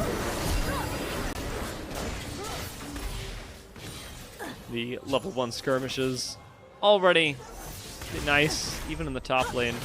Mbessa definitely not winning the level 1, but been able to hold his own. The other fish that I wanted to serve up to you here was the idea that LGD's engage is kind of nothing. They really actually can't do it, and that is concerning to me. I think we spoke about this on another cast. So, I'm all for, guys, we have no engage. That's a worry. Have you heard of Ghost Olaf Alt Karma Shield engage? Can I serve you that fish? Ah, I could see that. I could see that being... That fish does damage, and I'm on the train of Olaf is really good and sometimes unanswerable. And this might be one of those games. Ryze does a ton of damage, sure, but the lockdown doesn't really matter onto him at all. I think that Caitlyn does struggle when it's not a full build Caitlyn to take down an Olaf, and even then, he can just run over the traps, the net. He doesn't care about it. Pretty early trading down there in bot lane. You saw some early summoner spells be used. Barrier out from Viper. I believe it was an exhaust, but I assume it was exhaust from Ezreal. It was. Heal out from both supports. So trying to win over some wave priority. Very important with these lanes. They are fighting for priority. And with junglers like Lee Sin and Nefiri, junglers who really want to, get the ball rolling, because Nefiri, the ball doesn't stop rolling, and then Lee Sin can also, most of his value is front-loaded in the game, unless you find a really crazy kick later on. Want to be impacting this bot lane. Hung will find Knight. He'll tickle him. He's trying to secure second scuttle.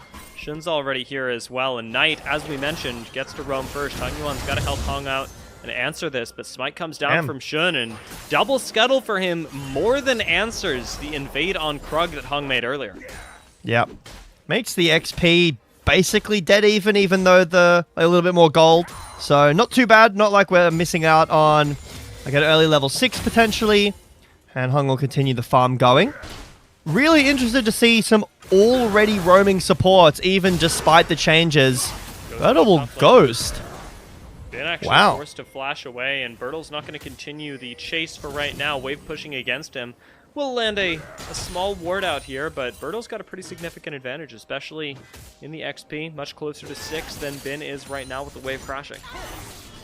Yeah, we had the spotlight firmly on Flandre when he entered, as Bin does a pretty decent chunk back onto Bertle and gets to hold the wave. But we were very critical of Flandre when he entered, and I think rightfully so. He didn't have the best performance, and I think that it is also natural to be critical of Bin now. How are you going to look?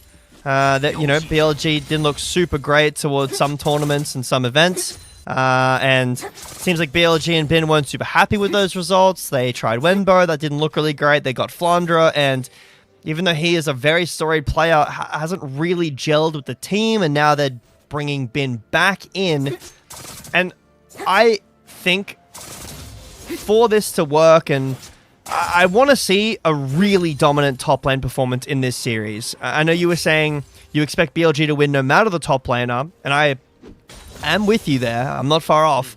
But since we've got Ben, expect it to be very one-sided, because this is what a lot of people would refer to as one of the best, if not the best top laner in the world for a while now. And coming off the back of some instability, needs to show up. He certainly navigated the Olaf matchup quite well. I mean, Bertle has been trying to get advantages here, starting at level 1, even pushing it to the level 4 that we saw earlier. Now at level 6, still very much a skill matchup between the Ambessa and Olaf. As we get a little bit later into this, Ben will have the opportunity around first item to delete an Olaf if he manages to play it right. And noticing down in the bot lane, though, forcing Ezreal off the wave has actually been a pretty common occurrence. I'm going to steal away some chickens here, and Shun answering back with the rest of them, but we got a lot of fighting for inches. You've seen that game of inches montage that came out a long time ago? I'm definitely feeling that now, as Xiaoya feels it even more. Forced underneath the tower to tank 75% of his HP, essentially for free. On's going to take a tower shot for it, but Xiaoya's under an immense amount of pressure, and he's actually missing a lot more CS than he otherwise should. Yeah, Hung's here, has level 6 and the upgraded smite as well. Misses that Q. So Shun will get the upgraded smite, but not quite level 6 just yet. Looks like Hung won't be able to use that timer, that advantage. But speaking of advantages, BLG's bot lane are doing really well. This is not an instant win lane by any means at all. Viper and On playing it really well. Look at Shalia's health. He's going to need to base here. They've already lost what looks to be 2 plates, I believe. Not in the best position. Yeah, they're going to lose a lot. Couple of plates going the way of what is it? I was playing with Rooted Platelin. Platelin. I like it. Yeah, that seems to be the goal here, and Viper and On really making that look quite good. Still lane pressure in the top lane for LGD. That has been true basically the entire game with the Olaf matchup, although we haven't seen it turn into anything. Credit to Bertle. It hasn't turned into Shun being able to gank an overextending Olaf, but question for LGD, can they actually make something happen around this top lane and get a definite advantage for Bertle that isn't just the soft advantage that he's getting through the matchup, but something that hopefully he can turn into being a real side lane threat a la Caitlyn. Both supports hover in the mid lane. I mean, Chris was doing a little more than hovering. He's in it and actively clearing the wave. I guess. Dragon hasn't been touched yet. Both teams feeling pretty comfortable to play this very slow. Bit action in the bot lane, and here comes a Ghost and ult. Okay. Flashing forward, should be able to kill Bin here, and will. Does not get answered by the tower shot, and that is first blood to LGD. I was talking earlier about being critical of Bin, and I agree with you that he was doing well in the lane, and I wouldn't have been able to spot that at all, that there was a solo kill angle around the corner, but Bertle definitely did. No flash on Bin, and Bertle just runs him down. Building up that advantage to about a 500 gold lead now. Bertle going to be pretty happy with that. BLG and Bin not so much, as that's now nearly eclipsed the lead that Viper and On have been generating in the bot side with all this work in about 10 seconds. We'll take a look back here. I can't believe this is a solo kill angle here. What does Bin do anything? It's on the cannon? It's on the cannon. He W's in, and that's the engage there. Ghost, ult, flash forwards. Bin can't get out. Very well played from Bertle. Bit greedy from Bin to go for that cannon. Didn't see that was the reason. Public execution goes wide. The realm warp is useless, and BLG come up. Naught. Bin is playing like on the numbers here, and so is Bertle with that engage. Top lane, now a place that BLG have to think about visiting. Just tough. They did just invest a little bit of time picking up the dragon. Those objectives early on were traded, so Void Grubs over to LGD as Hong was doing that while his top laner soloed the other top laner. And for BLG, first dragon going their way. Is he dead? Bad look. Xiaoya is going to get out. Arcane Shift, making sure the trap doesn't connect, and there's no lethal here. But the pressure continues, and now a nearly 20 CS lead evolving in the bot lane in the favor of Viper, and maybe a bit of action cooking in the top lane as well. Well, Platelin is doing her job. Nice flash out of Xiaoya to avoid the trap and the damage that would have come after. I assume he would have just died if that had hit, but ends up living. This should be almost the full, if not the full tower. Although Viper low mana might just opt to take a base here. No. Yes. All right. He is going to go for the base. Might even have Collector. I think he's fairly close. He might be. He got boots and refillable, so he's probably still a little bit away. But yeah, some dominance in the bot lane so far from both Viper and On, and you can see some difference in playstyle as well from the supports. On doing a little bit of roaming, but for the most part, staying in bot side, whereas Crisp is not been in bot. You can see that in the XP differential, but Viper's still up half a level despite his support, you know, being around and impacting the lane. So bot lane at BLG, more gold, more XP in both roles. That is the Collector finish as well, which is a really strong first item spike. Ult again.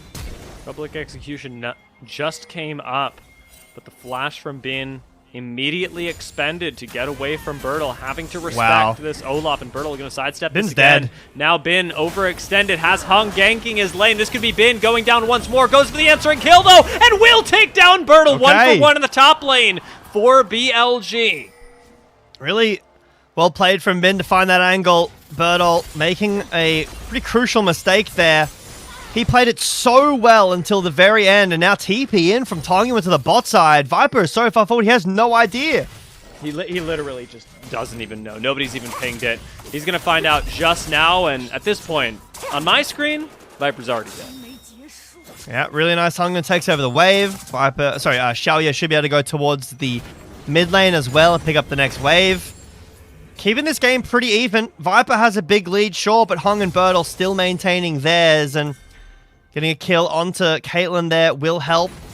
I'm hoping that in this mid lane, Crisp can be around a little more. I would like it if Crisp could be in mid a little more to help. And actually, Xiaoya's going towards the top lane. Hung and Crisp clearing at the mid lane. Are they going for a dive on Bin with no flash? Work out really well. I think they are. No flash, no ult. Bin out of options. Big wave crashing underneath the tower. Xiaoya is going to get in there with the ult, and Bin does not get to play any League of Legends today. That was a uninteractive moment for him. Now in the bot lane, first tower is going to go over to BLG, so a lot of the gold that they got off that kill answered, but Knight could go down with it. Tongyuan picks up the kill, and BLG, they go for a little too much.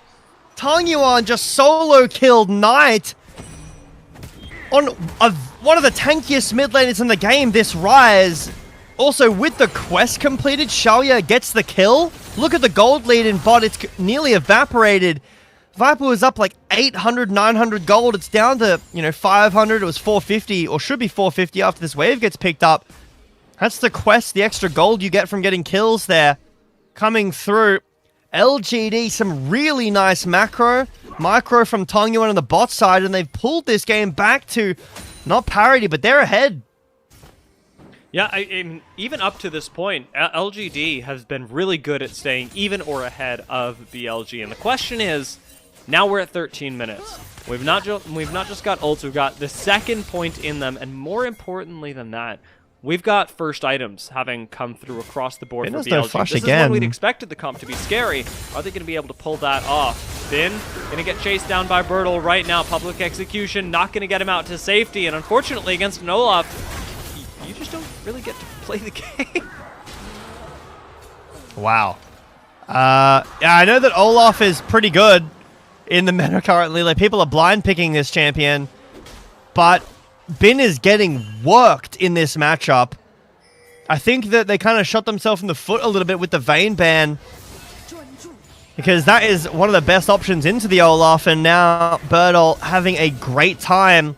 1,000 gold up. He needs to convert this into more than just lane push, but if LGD can get this dragon, Tongyuan looking for Knight maybe again. Won't be able to find it, but if they can get this dragon, there's a good chance that it could be, something like a Cloud Soul. If that gets given over to LGD, we'll have to see in a moment here.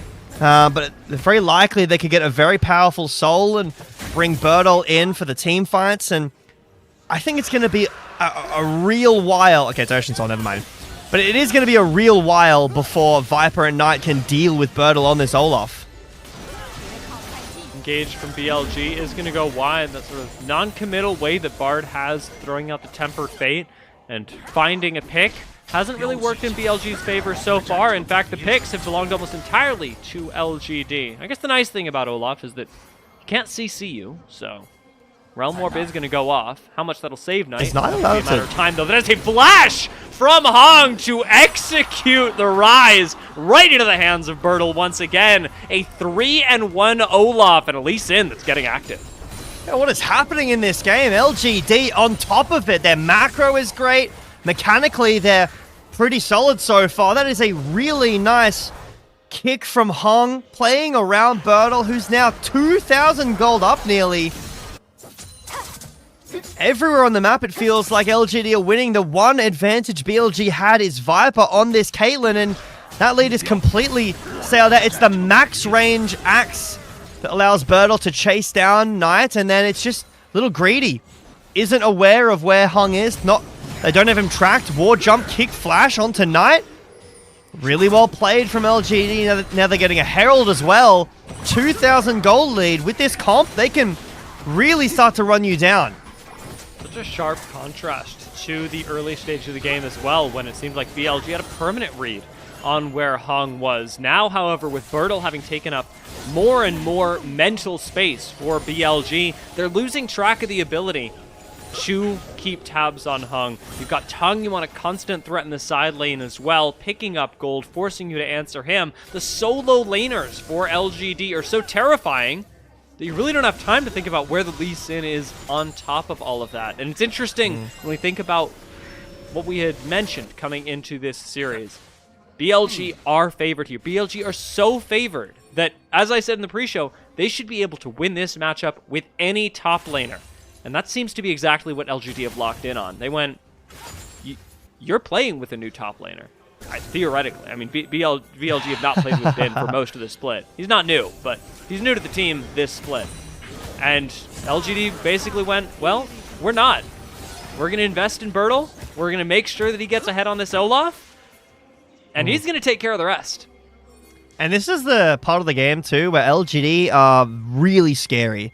You know, 1-item Caitlyn is terrifying, but 2-item Ezreal is a much stronger position to be in. Trinity Force Mana Moon Spike is scary. Akali's really scary at this point before she can get locked down. Shalia's Corby does have Flash. No, he's just dead. Oh! Gonna flash away. See, actually, with no the heal, damage from Viper. to be saved. It just doesn't have enough damage at this point in the game. The Lee Sin 2 items is going to be strong, and Bertle, you can already see how strong he is. So LGD, they just don't have enough damage right now to fight through. I'm shocked that Shalia didn't die there. He's on a trap, under half HP. BLG are running out of steam in this mid game a little bit. Going to be a while before they're back online. I mean, thinking about, you know, Caitlyn cruxing through this awkward mid game that everyone talks about. The Rise waiting for his Roa to complete. That won't happen before the next dragon. And get his Mana Moon up. Mana Moon. His Seraphs upgraded. That won't happen before the dragon. So LGD are probably most likely going to get this next dragon for free. Unless BLG can capitalize off of a mistake LGD make or something like that. Then even Baron in 50 seconds. Like, maybe you could force something like that or get some of these towers down. Trying to make a play in mid, but I don't think this is going to work. Bertle's here, and you don't want to be engaging into Bertle's face. He finds Shun, forces the flash out of Nefiri. Shun's going to get away, as will the rest of BLG. However, I will draw your attention to one person who's been navigating the macro really well, and that is Knight, who has just realm warped over to the mid lane. Going to miss 1 CS as he returns up the top side, but also a very persistent threat in the side lane for BLG. He is one of the few gold leads that they have across the map, and Knight, at the very least, is doing his job on the Rise, is not losing a lot of momentum here, just making sure that he is always in the side lanes, collecting as much gold as possible, and he is one of the few exceptions to the incredible amount of scaling that LGD have. Knight, when he hits the full stack, when he hits a couple more items as well, he will be just as scary, if not scarier, than the rest of LGD. Ball engage going to come through. The LG surely do not actually commit out to Hung. That would be, I think, death. I think death for them. Yeah, I agree. I think that Bertle with no ult, no ghost, like that is a little concerning for LGD, but Shun, no flash, no ult. Viper now, no barrier, means that this is an absolute no-go barrier, even more than it was before. So Roa gets completed for Knight. He gets his like extra level up on Tangyuan, and Seraphs isn't far off, so it'll be soon when BLG are feeling confident enough to fight, but right now is absolutely not. And this is where LGD need to keep pushing forwards. Walls, the Olaf's greatest enemy.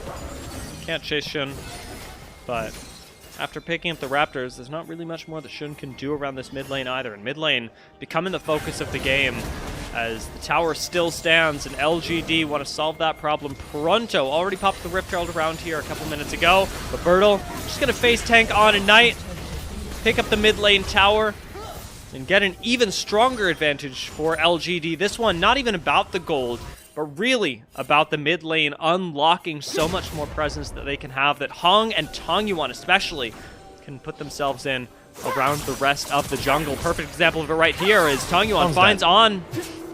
And On, he's got nowhere to go. It's not his jungle anymore. Yeah, very squishy on this Bard. Under-leveled compared to Tongyuan, level 14, who's keeping up despite the Roa. Not too bad, not that much XP behind, you know, considering the Roa. And LGD, even though they get, you know, stalled out a little bit, they do end up getting their mid tower. Tongyuan is very scary now with 2 items. And LGD push forward their advantage just slightly more, up to about 3,000 gold. Want to see more from them, though. I don't want to let Knight get to full scaling, as he does have Seraphs and Roa finish. You're waiting on Actualizer now. Birdle, gotta be a little careful here. He knows it's a 1v2. Does he win, though? The nice thing about him even looking scary, that's full vision on Shun. Shun towards the bot lane. 22 minutes into the game. We're not at the point where it's the most relevant yet. But if your jungler is in the bottom side of the map, LGD got a Baron angle cooking in the next few minutes. Hung gonna go for the kick. Ooh. Pushes On back through the team, but the rest of LGD able to move away. Hung really flirting with danger, committing and then instantly safeguarding out of the fight. Yeah, he's on a first-name basis with Danger right now, I have to say. But LGD, with that chunk out, they feel confident. That's Realm Warp for Vision. BLG will know. So they have an answer here. Teleport is actually a good objective. LGD can back away from this right now, but they want to stick on the Baron, even as Bin has joined the fight. Getting Little's sketchy. gotta play frontline here, but Hong trapped inside the pit, literally. It's going to take a little while. Shun tries to stay in for as long as he can, but Tongyuan forces him out. Tongyuan actually leaves the pit himself. Whoa! The Baron is the one that goes golden. Shun recommits and finishes off Tongyuan. Now, with the ult connecting from Bin, BLG seem to have turned the fight right in time. Hong's going to safeguard out once again, but the Baron is still leaf. Shun wants to finish the fight. BLG are doing 2 objectives at once, and Bertle, forced to flash away, will not be able to finish his own. 3 members of LGD left standing, but the Baron below half HP, having recovered a little. BLG really want to finish this off. Hong gonna look for the smite over the wall. 3k, 2k left on the Baron, but the Sonic Wave expires. Hong needs to get over once again. Lands it, goes into the pit, but does not secure the Baron. BLG, 24 minutes into the game, reverse their fates, win the team fight, and take the Baron. That was so close there. The kick away, the Q was so beautiful from Hung, but LGD bite off a little more than they can chew, and now they've completely lost the gold lead. Look at the explosion of gold in mid and bot. Tongyuan, I love the attempt, but he kind of makes himself a little dizzy. He has the E on the Shroud to go back. Goes back in, but Shun follows, gets taken down. Shun back out over the wall. When that happens, that's it. Bin finds Xiaoya and comes alive with BLG. Their health bars get chunked so low after this all-in from Bertle. It is by margins that BLG are able to do this, but very well played. What did it go down to here? So there's the kick away. Q on the Baron, goes in. 13-27. We're not slowing the replay down? What are we doing? Look at the gold in mid and bot now after those, like, 1 kill each. BLG have gotten themselves out of a sticky situation. LGD still strong, but I'm not so certain that LGD just blanket win a fight anymore. With more and more item completions coming in, there are 3 items technically complete for Shun, even if one is a Serpent's Fang, and that is a very strong Nefiri to be tangoing with. Knight's managed to maintain his gold lead. Viper has continued to expand his. The carries for BLG are ahead, and that should mean that this mid-game gets seeded in a big way by LGD. Do they recognize that, though, or do they want to go for a little bit more? Traplan's already laid out by BLG. The Dragon taken by Shun. LGD show up to the fight, but don't actually take it. A little nervous for LGD here. But look at how strong Knight is. Level 16. So you get the extra overload damage. He's got Actualizer finish as well now. Terrifying. This Rise will insta-kill pretty much anybody now. Getting towards 3rd item for Viper, and feels like with this dragon, I mean, the Baron's not going to result in a whole lot more. Maybe this mid lane tower goes over. We're not going to really explode the game open in terms of towers, but you've bought time for Knight to get full build, for Viper to get closer to that as well. And for LGD, that felt like, you know, a small loss in terms of what they actually lost, but the game pace and the hold that LGD had on the game has completely evaporated.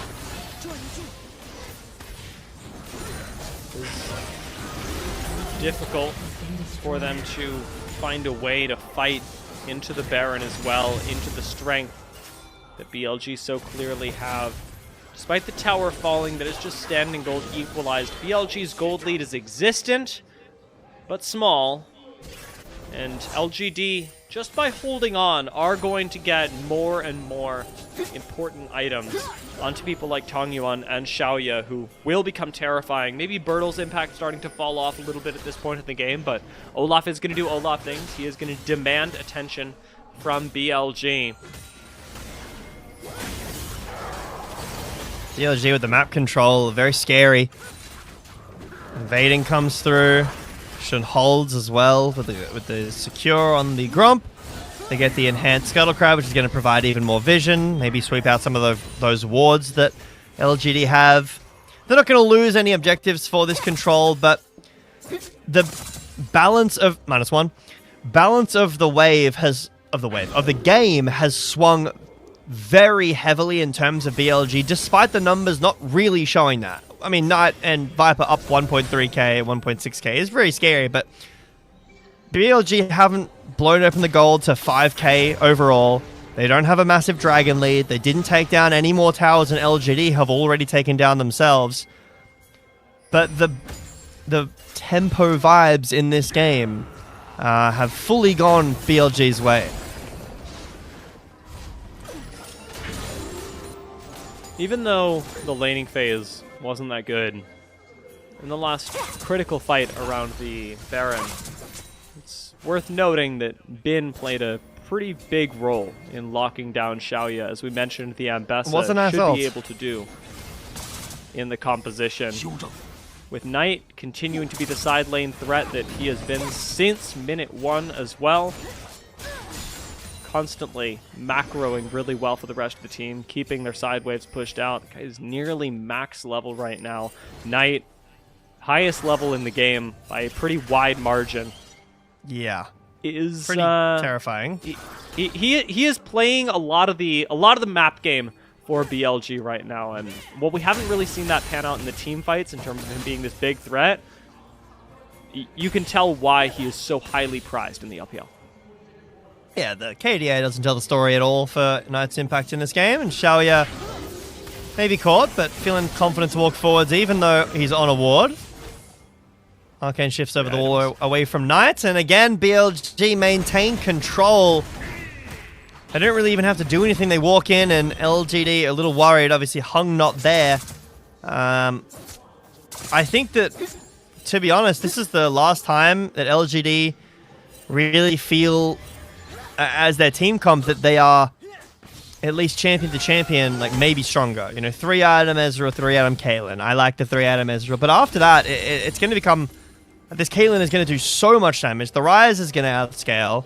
Lee Sin's going to get outscaled. Maybe not the Olaf and maybe not the Karma, but still, so much damage from BLG.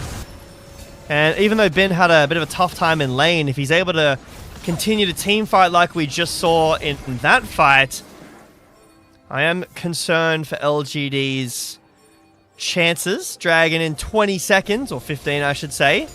And, I mean, for LGD, do you hedge your bets here and say, I mean, we're 2.5k down. Knight is very, very strong. But this might be our last chance before BLG get too far gone in terms of scaling. I think you might leave it. We'll see what LGD choose to do, but no Rabadon's completed. Knight is going to flash away, takes the very magical journey, and BLG get away with the dragon. LGD not quite able to find an angle outside of the one that Hung tried to create, but Bertle is doing his best to find one as well. Shun being chased down by Bertle right now is going to commit to the fight. We gotta go leaving Baron. the rest of his team to escape, and picking off the jungler, as you say, does leave one very obvious option for LGD.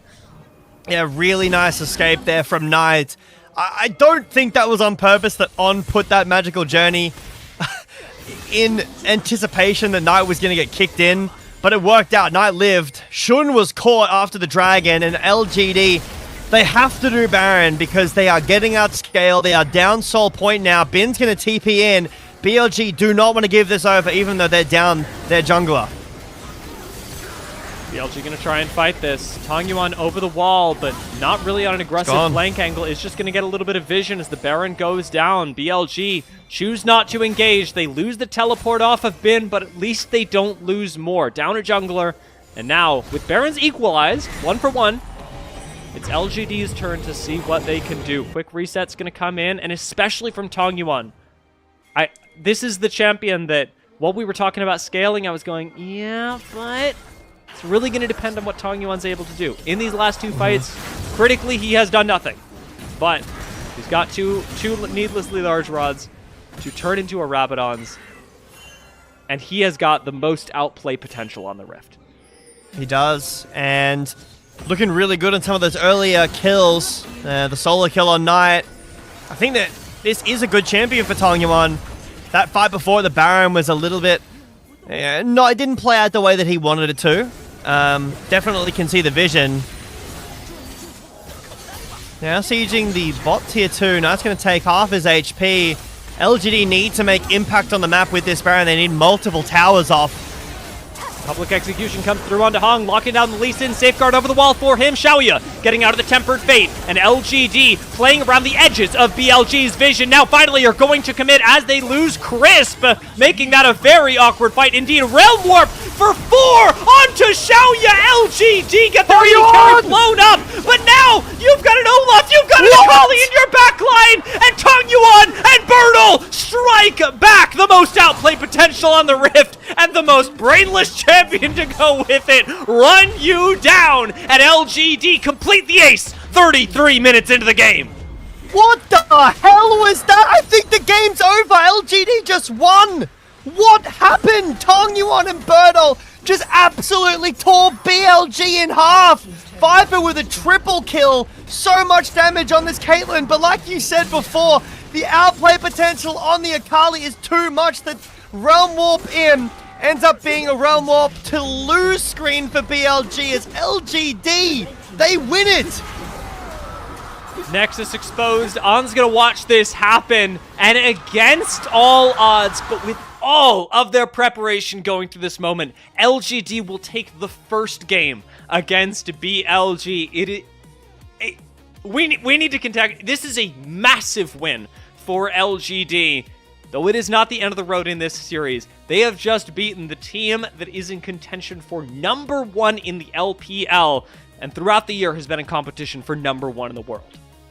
That was a ridiculous team fight. I am speechless. I don't know what more to say. I was sitting there watching the siege, and I'm thinking, man, Dia's right. Akali, so much outplay potential, but she just can't get in. Like, you can't be diving as Akali.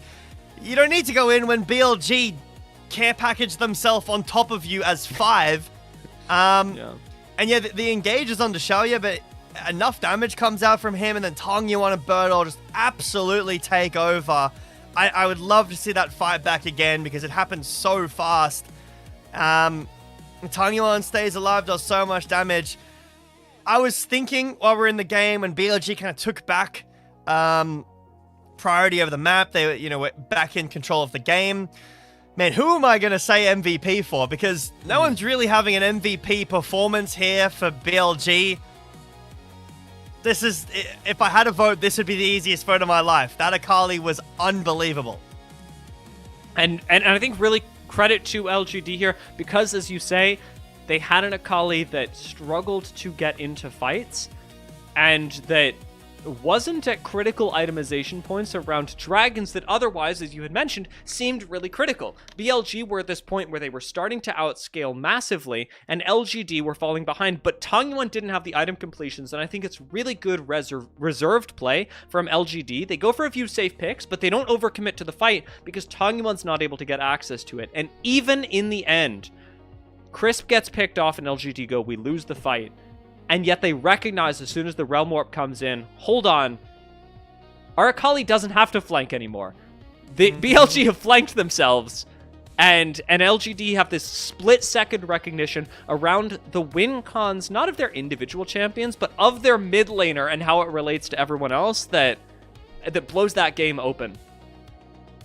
And keeping critical in the top lane situation, you mentioned Bin finding a really crucial ult onto Xiaoya. He absolutely did that. Yep. And that was one of the reasons they won that Baron fight, but really suffered in the lane. And then, I don't know, it feels like right now the top lane situation is very strange in general in the LPL. And I think Bin didn't really... That is an absurd gold graph. That is a good one. I'm noting that in my brain. Yeah, not the best. I think Shun is my biggest surprise, though. One of the quietest Shun games I've ever seen on Nefiri. He is nearly getting out-damaged by a Lee Sin. That should not be happening. At least when we're going that late in the game and BLG have the upper hand in the game. It felt like LGD were in control. They had a slow game going. They made a mistake around Baron, and then they were still able to bring it back off of getting a pick on Shun. They got Baron themselves, and then that masterful fight at the end. And for that reason, I want to introduce, Tangyuan, like you said, has this really big argument for MVP. His pressure throughout the game, while most important at the end, was not nearly as present in the early game.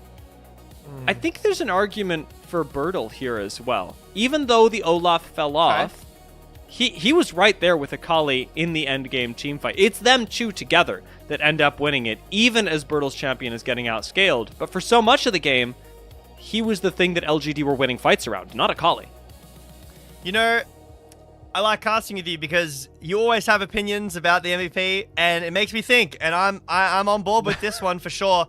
I think Bertle did a really good job of winning in the lane. And if it does go his way, I think that it makes a lot of sense. Some of the fights are really impacted by him as well.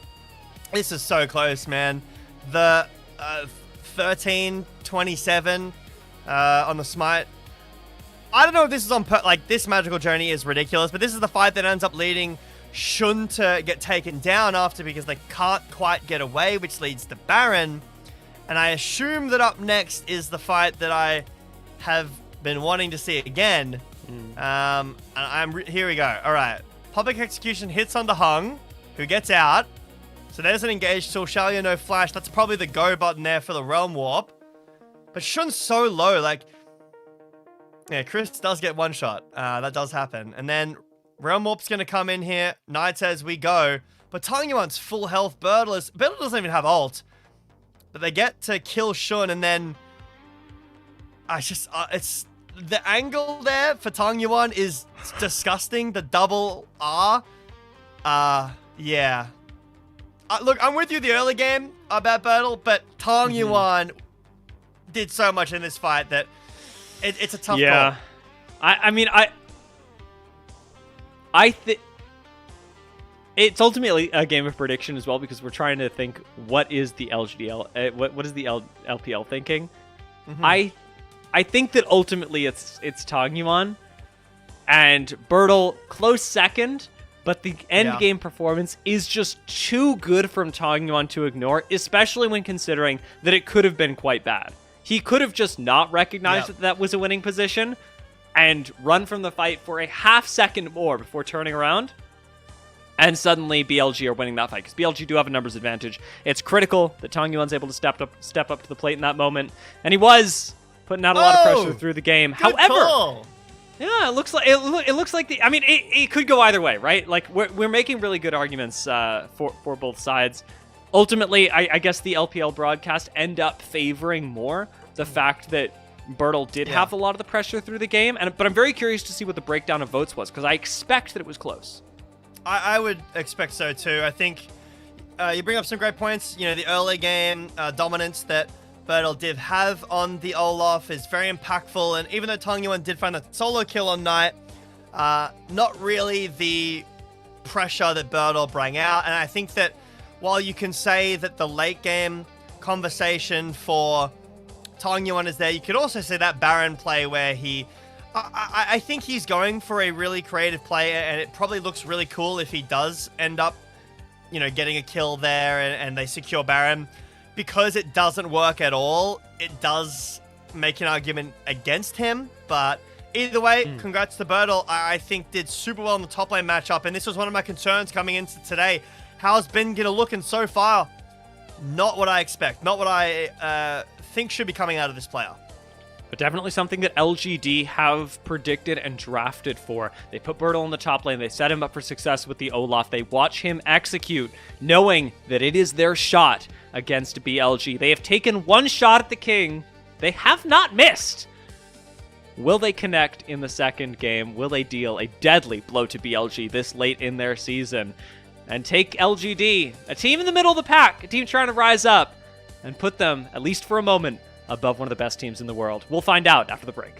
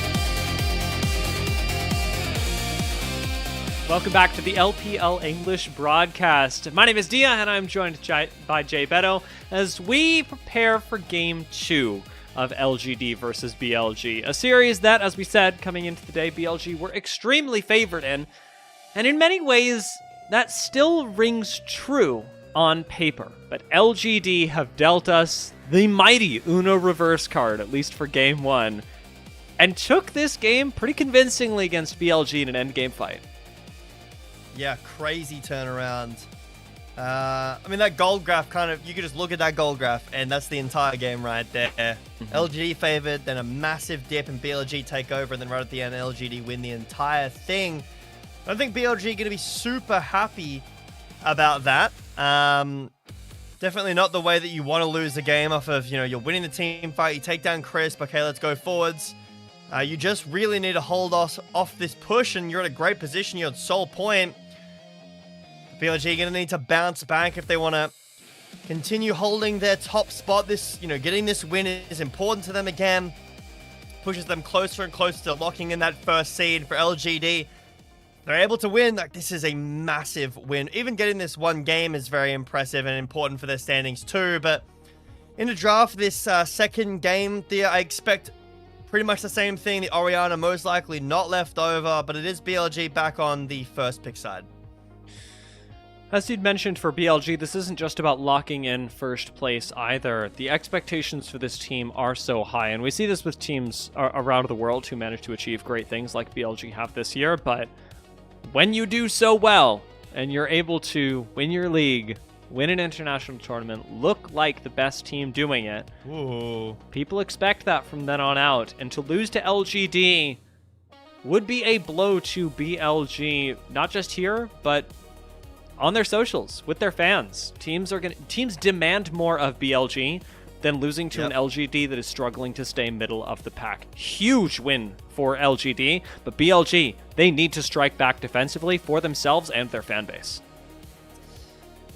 Syndra banned, prep for a potential Orianna. The Orianna gets banned and Vi's left open, so BLG will snap that right out. Now, Poppy is available, and some teams have been banning it to cover for the Vi.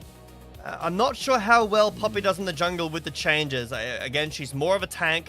Not that you can't play that, but less dueling potential into the Vi. Rumble going to be the option here for Birdle. Now that the Ambessa has been taken away, you really only have Galio, Yorick left into the Rumble. Other than that, Birdle should have a pretty easy time, and it will be the changed Poppy. I'm interested to see what the build is going to be, because I assume it will be more of a tank focus, so a lot less AD damage. We're going to need that somewhere else from LGD, but Ash Seraphine, we were talking about this in the pre-show.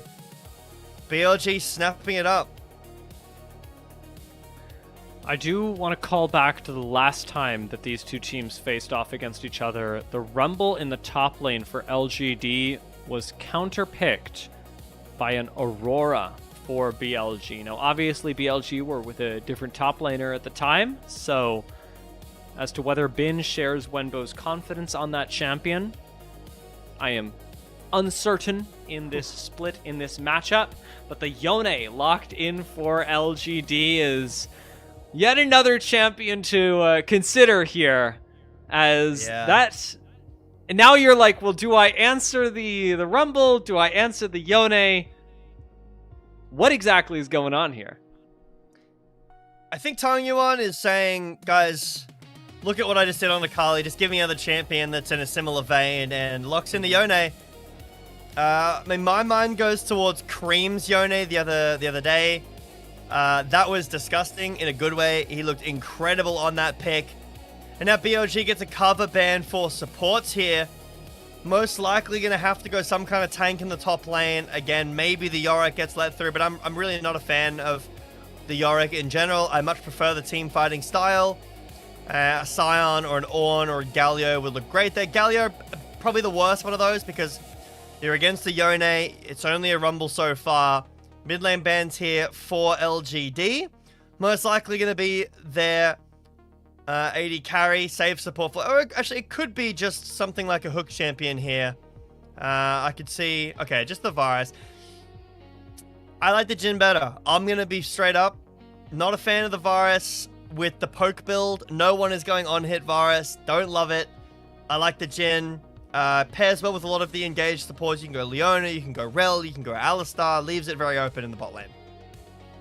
Again, last time that LGD picked this up, it was with the Seraphine, so missing out on that combination in this particular matchup, but they chose not to ban away the Aurora. LGD know full well that last time that was the counter into Rumble top. BLG know it as well. Do they actually have the confidence to lock it in? It looks good on paper. Will it look good in Bin's hands? It is also a flex. Can go towards the mid lane. Looks like it will be. I'm a fan of the Aurora top. Something teams are playing in the past, but looks like just going to be the Cassante here. For Bin, and it's not bad. The team kind of needs that front line. I mentioned Sion and Ornn. Forgot about the Cassante. And can find solo kills, can find good angles, does decently well, but Poppy's great into Cassante. There's the rel I was talking about. Cassante can't really get to Jhin and does struggle against Yone.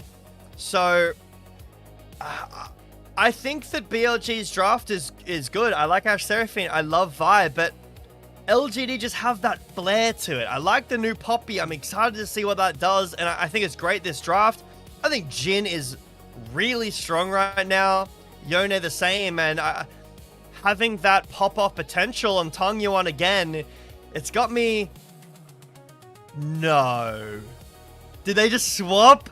Oh! Okay. I'm a huge fan of this. Last second swap to get the Yone into Cassante matchup will be a lot harder for Ben to play. Tong Yuan, this time on the Rumble.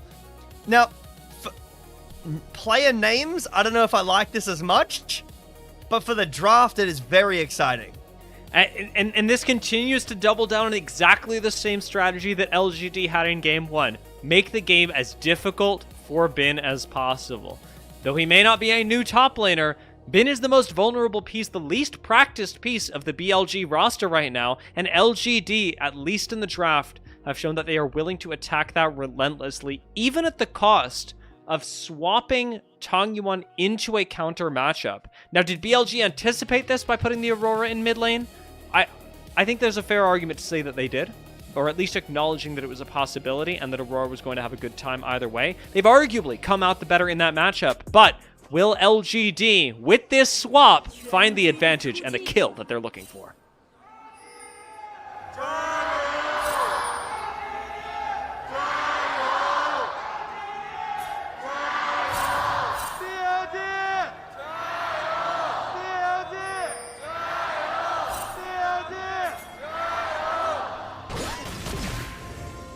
Looks like this is Tong Yuan's first ever Rumble game on stage, which is pretty exciting, but this invade from BLG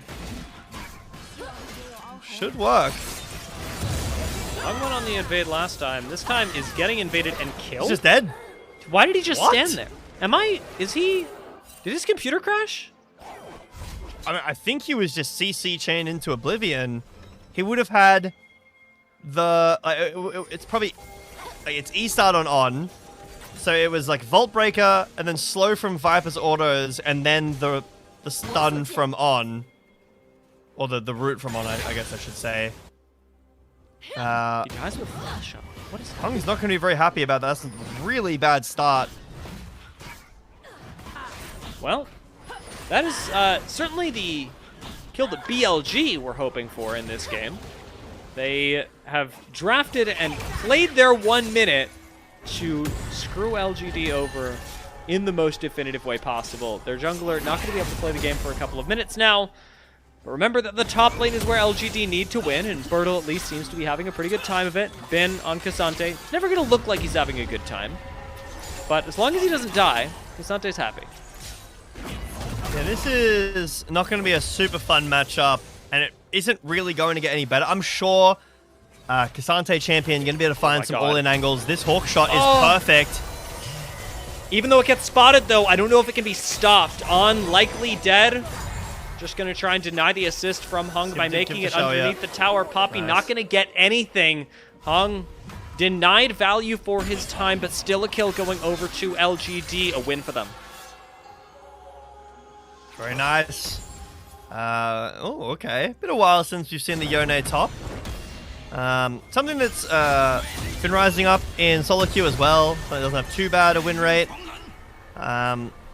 Really good time from the Hawkshot, to be honest, but wasn't able to help him in any way. Viper gets the cleanse and then, uses the cleanse and then ends up getting out, but Shalia with that early kill. I mean, Shun's gold lead is pretty scary.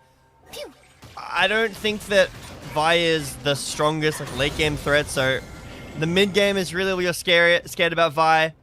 Getting that ult online early can be she's a full level up. Going for this Raptors invade too. Crisp is trying to cover. Hung is here as well, so as Chris gets the stun, Hung should be able to slam Shun into the wall, but a nice flash from Shun does get him out of that flash from Tongyuan though to finish him off, and the Vi, who started the game so well, now goes down early and on, only level 2, likely going to go down here as well. BLG are trying to get the most value possible for their time, but they overextend and lose a huge advantage. Yeah, some overstepping there. Tongyuan has the prio because he's closer. He doesn't even, he just kind of drops the wave. We're going back in mid here. Knight has flash. They should be completely fine.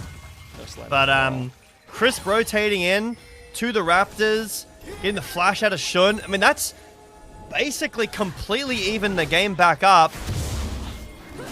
Jungle lead can be scary with the XP, sure. But the catch-up potential in the game right now is so much that you're never really that far behind on jungle. It's really hard to get a massive lead in jungle. The XP will still be there for sure. But after Scuttle Crab and... that's unfortunate. And Hung's top side, he should be pretty close within touching distance of at least most of that. And at least he's not playing something like Lee Sin or Fury, right? Hung, yeah, he wants to be relevant, but this is sort of like when you're losing on Malphite in the top lane. You're like, okay, that's fine, because later I'm just going to press R.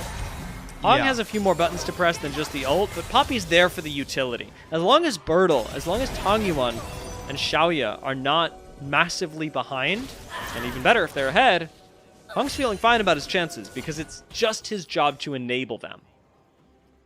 Not really a ton of games on Masters Plus for Poppy builds. Only 1,000 games, so very low pick rate. So the build probably isn't correct. So I'm interested to see where Hung does go to, or what Hung does go towards. Whether it is going to be the more tanky focus, or whether he's just going to say, screw it, I'm going nerfed Sundered Sky anyway. I don't think that he'll do that, but we'll see what happens. Dragon's up. BLG bot lane still winning like last game. Bertle hasn't found a huge advantage just yet. Just this small lead for Shun. LGD are doing a really good job in this series of keeping the game close, basically no matter what's happening. I think that in game 1 they did that really well, and after that terrible start to this game 2, LGD and Hung specifically have done a really good job of keeping the game even, and I don't think Hung wants to give over this dragon at all. He's run so far to stop Shun taking it. Don't know if he's going to be able to. On and Viper have priority to rotate up. Hung does find a slam into the wall, does not find the smite, but LGD look for the fight immediately after. Hung low, being chased down by Knight, and Shun gonna flash off the wall, while Crisp forces the flash out of Viper. On, getting chased down by Tongyu on this rumble, ready to incinerate, and Shun in his line of fire once again is gonna get burned to a crisp. Double kill picked up for Tongyuan, and Knight in the pit does have an easy way out. Nobody's gonna focus that. Viper gets out underneath the tower, and LGD win the fight. They're going to look for a little more. Knight slammed into the wall. They actually could kill him here. Flash from Crisp as well to secure the kill. And Tongyuan picks up another. That's 3 kills for Tongyuan in the river. 6 minutes into this game. The rumble is massive. Yeah, just a really winning position out of almost nowhere. Hung runs so far to get to this dragon. Doesn't get the smite. That's kind of it. The equalizer is great. Zones away Viper on and Knight for a little bit, and Viper and On have to stay away. Then Hung flashes away, get Viper's flash, and then Tongyuan is just so massive. Great flash from Shalia away from the Vault Breaker, and these deadly flourishes alongside the Jhin Rumble combo. Normally you see the top lane Rumble, but Jhin Rumble is so scary. Really nice Hex Flash from Hung, another deadly flourish as well. LGD playing so well together, and coaching staff pretty happy here. And you should be. This is a really strong position. 1k lead on this Rumble. Completely alleviated these early game worries. I mean, J-Vedo, turn off the nameplates here. Like, we could show this to most fans, even who don't watch the LPL and tune in just to watch the BLG games. If we turn off the nameplates right now, there's no way that people are getting this right 9 out of 10 times. LGD look fantastic in this early game, despite having Hung set behind early. And now they're going to be able to pick up the Void Grubs as well. This is uncontested, this is on Vision, granted, but LGD are making a strong argument for a 2-0 against the strongest team in the league. Yeah, I don't think that BLG are making unforced mistakes by any means. I think that LGD are genuinely playing a really good game. The comeback from the start was great. That fight was really well played with the equalizer and Xiaoya's deadly flourishes. I think Hung has been playing pretty well on this Poppy so far. Tongyuan's gonna get found, but who's finding who? Yeah, I'm not sure who's getting the smoke here. Flash away from Tongyuan. Crisp is on the way, but is going to get stunned. Unable to help his mid laner, so a shutdown going to Shun. Hung would really like to punish that, and Crisp certainly happy to help him. Going to give this kill over to Xiaoya. Ultimately, the 1-for-1, still pretty good for LGD, but Shun getting a shutdown is a nice bonus to the BLG roster. The Sundered Sky online is nice, but giving a kill over to Xiaoya feels pretty good, especially when he's going he's not actually going Collector. This is a discussion that I'm really interested in, actually. The resurgence of the Collector build on Caitlyn and Jhin, and Xiaoya not going that, not going towards Ghostblade and also no lethality, which I'm a big fan of. Curtains open. I don't think this is a kill. So, yeah. And also not going towards the Hex Optics. He's going either... he's not going Yuntal. I'm so stupid. It's going to be Stormrazor. Terrible build path, giving him a kill, getting closer to that BF sword is really nice. And again, the deadly flourish that's coming out of Xiaoya, very impressive so far. I think this is a great pick in the comp. The one quiet part of the map has been top, and Bertle quietly winning a little bit of CS up, has just some pieces, so he's probably sitting on quite a decent amount of gold here. Actually, no, he did just base. I guess Iceborne Gauntlet, very cheap. I really appreciate that you want to give Bertle credit. We can just say he's even. He's doing fine. Man, 50 gold. He's something. You're right. I would like if it was more. I really, really would. I hope this lane gets better. Wait, all right, let's stop talking about Bertle. Let's stop talking about him. Yeah. Turn the camera away. When he picks up Bork, we can talk about him again. How about that? Yeah, because we talk about it's nothing is happening in top. We talk about him, camera pans top. They just knew we were talking about him, and then he instantly has to flash away. Sleeve it to the bot side of the map. LGD are looking pretty good down here. We'll come back up in top when it's Bertle. You tell us when to look, okay? Yeah. Ben gonna try and control that narrative, I'm sure. Very frustrating to come back to the LPL and have your opposite number take the MVP in game one. But we return to the Dragon, where BLG were uncomfortable last time. Look to be a little uncomfortable again. Shun does not get stunned into the wall, but gets stunned 3 billion other ways. Xiaoya gonna pick up the kill, and LGD, having slain the jungler, now have free reign to do whatever they want. They can let the Dragon reset, they can continue the fight, and it looks like they are gonna take the first option, moving back down to the bot lane. No harm, no foul. Yeah, more kills for LGD. They deny the Dragon, and this pick comp is so scary for BLG to play. They do have a tank, which will be nice later to kind of stop this from happening, but right now, Shun up, gold, doesn't matter. The tag comes through, the deadly flourish comes through. Again, another really nice find from Xiaoya there, and then the equalizer on top. Viper just finished his quest, so got a big chunk of gold. That's why Xiaoya down a bit of gold from where he was at, as the CS advantage is pretty big for Viper, despite the 3 kills from Xiaoya, and Knight's going to TP. We will eventually lose this dragon. So it'll be 2 dragons to BLG. Gold advantage of LGD, but BLG have the dragon advantage. It's a Cloud Soul this game, which is very scary too. So BLG feeling pretty happy about their position on objectives. Yeah, I mean, does this mean anything right now? BLG, yes, they've got the first 2 dragons. LGD, not even really able to stall. Do LGD win the scaling game? Right now, I'm not even sure they win the 1v1, as Bertle still drops the exhaust. Orc incomplete. Flash slam into the wall from Hong is going to kill Bin, though. LGD give their top laner a little TLC. I would say, answer your question, Yone Jin, I would say they absolutely outscale. In terms of damage, at least, like Ashe Seraphine, it's scary. Aurora does a lot of burst, but we have seriously good engage as we're watching. I think that BLG, the Cloud Soul, is important to help kite them in and out of the fights. Obviously, the 2 dragons right now don't really mean anything, for sure. And Tang Yuan is still at 1k gold. Bin is not having the best time in this series. That one wasn't really his fault. But I think BLG are happy about their dragon position. But yeah, I think that the damage late game from Jin, Yone, and then we've already been seeing it with the skirmish fights with the Equalizer. That doesn't ever get outscaled by anything. You're always able to do that. Equalizer's only going to get stronger.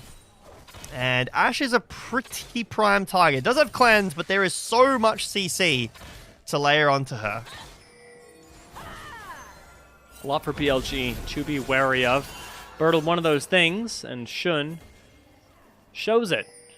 Popping down to the bottom side of the map, seeing if he can get a free kill on an overextending Bertle, and he cannot. Bertle very safe with the soul unbound, and going to go for a trade again. Bin not so confident in winning this one now that Bork is completed for Bertle. He actually has a fighting chance of winning this, and certainly is. Half HP on Bin. BLG going to make their mission impossible towards the top side. Yeah, it seems like a fun matchup there. Bin hits everything and does 0 damage to Bertle, who hits a few Qs and some autos, and Bin is half HP with full armor. So not the best position to be in, but like you said, BLG going for this Herald. I don't know if LGD are going to let that happen. Here comes the teleport. Signs point to no. Hung finds a double knock-up. Flash and the Encore and the Root deletes Hung instantly, though. And with Bin teleporting in, plenty of HP to get melted through by LGD. At least the Rift Herald will go over to them. Bertle's in the back line, though. He's going to get ulted and ultimately taken down by BLG. As LGD looks to continue the fight. Xiaoya picks up the kill. Tong Yuan goes golden. Shun needs to kill this AD carry and cannot. LGD managed to take the fight, lose the Herald, and I think they're all right. Hold on. No, Xiaoya's dead. He's dead. Xiaoya's the alive. movement! Oh! So close. Should have been. Yeah, a lot closer than it could have and probably should have been. Pretty well played there from Xiaoya, but looking back at this fight, Hung goes pretty early. Not really any damage there just yet. Dashes in, ults, and then you can see immediately he's like, oh, I need to get out of here. Really nice flash from On to reposition the Encore, but the Equalizer again is good. Chunks down On, makes Shun have to stay forward. He doesn't want to walk over it. Bin gets melted. And even though Bertle does die, he does so much damage that this makes this fight even. Yes, the Herald does go over to BLG. But LGD finding fight back in these team fights. Hong Yuan under fire underneath his tier 1 turret. Should be able to at least get away and then probably lose this turret in top lane. Doesn't have the Equalizer, so won't be able to clear the way, but he's 10 seconds away. That's a bit unfortunate. TP in bot lane. I think Bertle's just They're okay. so unbound, and there's no backup on the way here. Bertle would have to play absolutely perfectly to live there, and he does not have the opportunity to. Does keep his flash and exhaust, I believe, which is nice. He knows he's dead. He can take the 1v1 later. BLG keeping the game close, getting some gold on Knight with that kill. And the gold is largely irrelevant. You know, 1k on Vi, that is can be scary when she gets this second item online, but for the most part, fairly unimpactful. It's going to come down to these objectives and the objective fighting. BLG start the dragon up first. Hung does have ult, but Bertel, no TP. Probably won't be able to join. So this is Cloud Soul Point going over for nothing. Concerning for LGD to have lost that. I'm trying to situate myself in this game off that last fight. All things seemed even in it, and with the Cloud Soul Point going over, BLG should be the team that we're looking at and going, they have the advantage. I think the results of Game 1 are skewing my perspective here, making me think, oh no, BLG, you know, they're still going to get outscaled. This is still rough, but at least as of right now, both we and LGD, I think, should be on the same page that BLG are very strong, very scary, and could easily win this game unless LGD do something about it. They're trying to. Herald summoned. Ult going to connect from On. That is a dead Hung. Nobody there to back him up, and now Shun does commit towards the front lines. Ends up popping into the Rift Herald as well. Still numbers advantage. He's looking for the knockups and the crash into the turret. He's only going to get one as Tangyuan shows up to the fight. Oh! Equalizer right on top of On is going to melt this Seraphine. Tangyuan still ready with the Flame Spitter as well. LGD have managed to manufacture a winning team fight out of a numbers disadvantage. Largely credit to the Equalizer.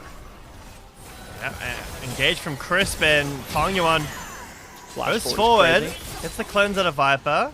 I think Bertel and Crisp, they're together linking up quite nicely, but Hung's found some good stuns in the early game, but as we've cruxed into this mid game,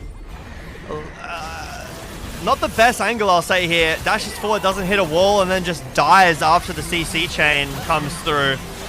It's not Tank Poppy, it is the Standard Sky, and this version of Poppy isn't as good as it was. Tangyuan just does On's entire health bar, and then the engage on the left here. Curtain Call active. Rel Yone together looks really nice, and like you say, they did manufacture slightly more winning position here. Get the cleanse out of Viper too, which feels nice. They are down Cloud Soul Point though. Bertel has the gold lead for his team and keeping the gold even, or close to even at least. He's going to need to do some pretty good things in the late game on this Yone if his wants to win this fight. Wants to win this game. Xiaoya, I'm a big fan of you now because -1. That's unfortunate, but I'm a big anti-lethality Jhin person, and against Cassante, it's Storm Razor LDR. Now that is a build that I can get on board with. And he is a player that quietly has been having a very good game. Xiaoya has been enabling the team fantastically. 4-1-7 right now. And he may still be behind to Viper, but I've seen a lot of games play out with Jhin on them. More than the meta would dictate. And there is a significant likelihood that we see this Jhin just become unstoppable as the game goes on, with the amount of focus that is dedicated elsewhere. That was a quick kill. It was so quick that I didn't really want to pivot to talk about it in the middle of the. Is this actually happening? Another jungle catch and LGD go towards the Baron. I mean, that's your 1.6k lead jungler. The rest of LGD are ahead in terms of gold mostly. We've seen LGD throw these. Crisp over the wall is going to be the one, if anything, to look for the engage. Enchanted Crystal Arrow comes out again onto Hung, and again, Encore is going to connect.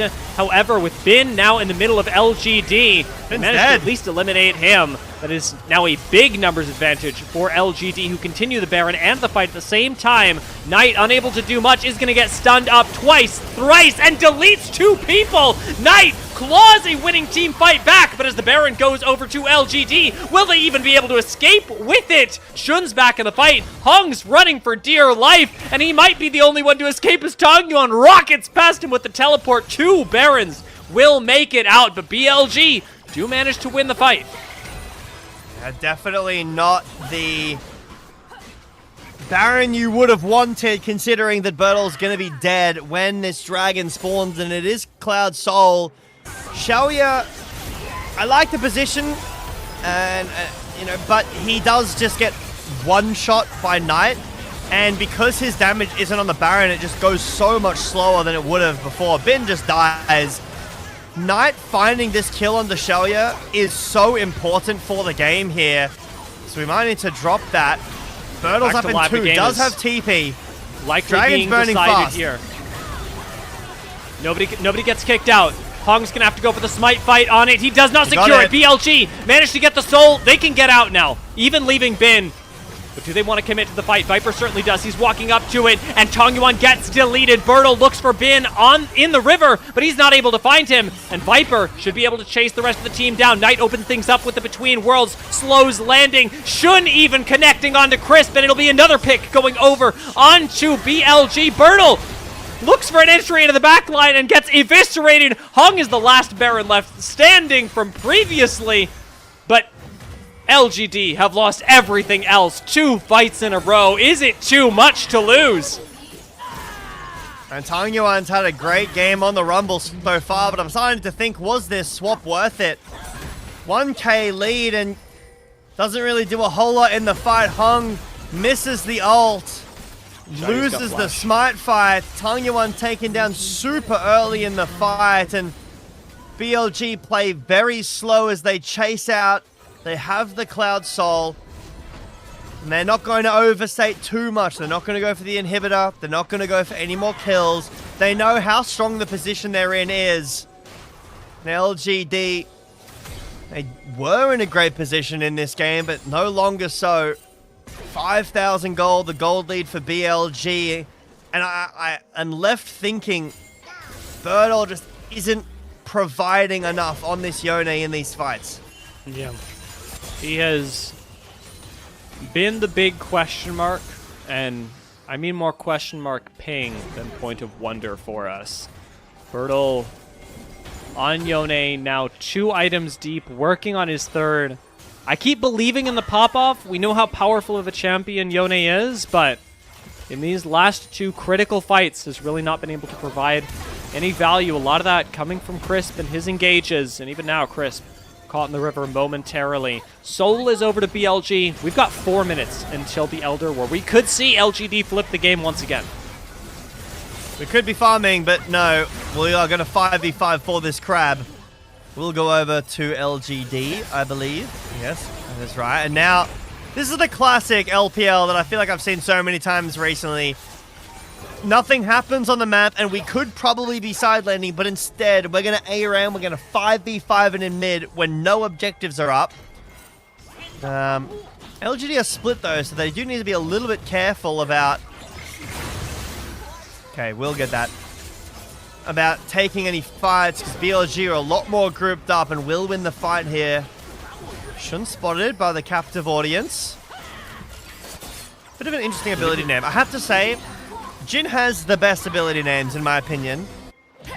But that one is a weird one, for sure. It's very cool. The weird thing is that if they just swapped Deadly Flourish and Captive Audience name-wise, everything would make sense. I feel like Deadly it would. Flourish being the flower, yes, just better. No stun at the wall. Knight's going to get out of this. Credit to Hong for looking for the play. LGD do need gold, and that can come in the form of champions as well. Deadly Flourish is probably my favorite ability name. It is very cool, but I do agree. It being on the flower would make sense. Audience, you know? Also, like, because you can put down multiple captive audiences, how many audiences are there? And they're all captivated by Jin's performance. He's got 4 kills, pretty lore accurate Jin so far. True. But he would need to get 0 more. So maybe not what LGD want there. Going for the lore accurate Jin performance. I'm trying to think if he can get like some sort of multiple of 4 and something. Like if he could go 4, 2, and 12, I think he'd be happy. That would be crazy. Yeah. He's won too many for the 8, so he does need another 3. Point blank ult is crazy. That is a lot of damage. Hong dying to it would be even crazier, so flash away, and a sidestep. Very worth it for Hung to hold on to his life, especially with 30 seconds to the Baron. You can see how squishy Hung is in this game, and Viper's doing a ton of damage. Not the Runins build that I was talking about a little bit earlier in the stream, but still doing so much on this Ashe. Yeah, I'm not saying it needed to be full tank Poppy, but I'm really not super convinced by this build. This is the build that the solo queue guides told me was what you go on jungle Poppy, but very small sample size. I'm not convinced. I think that you have enough AD. You don't really need any more. I would probably prefer a little bit more of a tanky Poppy in this game to actually live. Maybe get a Randuin's for this Ashe, as they will struggle on the tank front. You can see right here, they are struggling to walk in and get vision. Bin certainly isn't. For all that he struggled in game 1, Bin is the big tanky boy in this one and gets to play frontline. Hung, big Hex Splash enjoyer. He's going to continue popping those. He's found some crazy value out of them up until now, but he's going to need to get really crazy with it. Around the Baron, the BLG have just started. LGD trying to make their way into the river. Tangyuan still has Equalizer available. Baron half HP. Yeah, looking for this whole turn here, actually. The arrow comes out. Got to keep his eye on the Keeper's Verdict for Hung. Here it is. Miss again. Knight with the Between Worlds can go over the wall. Encore is going to connect. BLG do get the Baron, and they get out. The rest of LGD not really able to follow up on this, and Bin going to be safe even from the 4th shot. That is a very tanky boy. However, they have to reset, and the Elder Dragon is up. LGD making a beeline straight for that objective, with the exception of Tangyuan, who is Equalizer-less, who is sticking around top lane and doing the freaking what? Maybe he has Shadow Flame in base. That would make sense, and then gets the TP in here with this item completion. That's the only reason I would assume, but no Keeper's Verdict is huge for this fight, and he won't have it. Poppy's going to be a significant advantage. Just look at the ults for BLG. I mean, yeah, they're missing the bot lane ult, but they have the cease and desist. Halfway off cooldown on this Equalizer. Crisp has got to get out from between worlds. So does Hung, but he's not so lucky. Hung is going to be taken down by Knight. BLG find another pick. They've got Baron. They've got Elder Dragon behind them. The BLG are focused forward. Their instincts on kill as LGD forced to retreat back to the base. Though LGD started this game well, BLG have taken firm control in the mid game, and 30 minutes in, they're looking for a little bit more than just an Elder. They are looking to fish for the end of the game. Bertle going to deny that from the side. Still very low impact on this Yone, and still sitting on the same item breakpoints that he was around Cloud Soul. This is a poverty wage level Yone right now, who has had no impact and doesn't look like he's going to be having one in the next few minutes. Yeah, On has the Encore and Flash. Keep your eye on that. Massive engage potential in LGD. The Elder is burning fast. Tangyuan has Equalizer up, but the Elder's already gone. They just have to watch, and honestly, maybe even watch as the game just ends. That guy should be dead. Flash Encore brings him right back. Soul Unbound was always going to do it anyway. BLG pick up the pick. And now Shun, who has ult, mind you, can guarantee the death of at least one other person. This looks like the end of the game in favor of BLG. This best of 3 gonna go the distance, as BLG have an unquestionable, certainly undeniable advantage. Tangyuan's got the Equalizer back up, but I don't think you can equalize this, Jay Beto. And maybe you could get the wave. Nice flash out from Xiaoya to avoid the damage, but here the next wave's in. You could maybe put Equalizer on Viper. Get GA'd. Will Viper still alive and still firing as Tangyuan gets executed as well. Double kill for Viper, and BLG are having a little bit of fun with a game that they have stacked up in their favor from the beginning. We saw LGD with a really good start in this game, but BLG got dragon after dragon after dragon, and it is so appropriate that they end this on an Elder. Yeah, not super impressed with the top side of LGD, to be completely honest. The Yone was largely unimpactful. Hung had some good stuns early, linking up with Xiaoya and the deadly flourishes, but after that, going in too early, dying, and those Keeper's Verdicts were really not it around objectives. He didn't hit a single knockaway to get an objective, or even look to get an objective. I think the Tangyuan, Xiaoya, and Crisp had a good game, but they were really struggling And for BLG, not the best early game, sure, but really came back in it. I think that Viper did so much in terms of damage, and even though Shun was taken down a couple of times from going too far forward, they just had a more solid front line with this Cassante in tow and a lot of damage with the Aurora and the Ashe. Yeah, the Ashe and Seraphine lane also went really well. I think On performed fantastically in this game. Had a couple of really, really good encores that set the team up for success, especially around objectives. He was able to, unfortunately for Hung, use him as the initial extension for many of those that just let BLG continue walking forward. Even at the end, the flash encore being the thing to secure the first kill, the first pickup onto Bertle. BLG do look like a very different team this time around, although worth saying that LGD's early and mid game still very good. That was a 4-0 rumble at one point. A lot of teams are able to convert that into a win. LGD v BLG, they're not, but there is absolutely a world where LGD were able to win this game. They put themselves in the position to do it. They weren't able to close it out, and that's on them. Yeah, that Baron really hurt them. Also, losing those early Drakes, needing to give over Soul Point, really put them in a dire position. But yeah, that Baron, I mean, they find the pick on Shun, and it looks great, but I'm sure that it can be played a little differently, whether it's a turn together, whether Tangyuan, whether Xiaoyu needs to be hitting on the Jin, if he can live, if there was a little bit more damage. It's a very close Baron, and the game could look a whole lot different if LGD can get 5 Barons there and walk away. Yep. I think that Knight and Viper kind of put the game on their back a little bit, especially Viper, and just said, I am winning this game. I don't think, again, that Bertle and Hung had the best game in this second game, but Viper most certainly did. Yeah. Viper looked really good. And, you remember the Baron fight where Knight blew up 2 people. That was a big turning point, and Knight certainly looking very good on the Aurora, as you would expect. You've seen Knight throughout the majority of this season.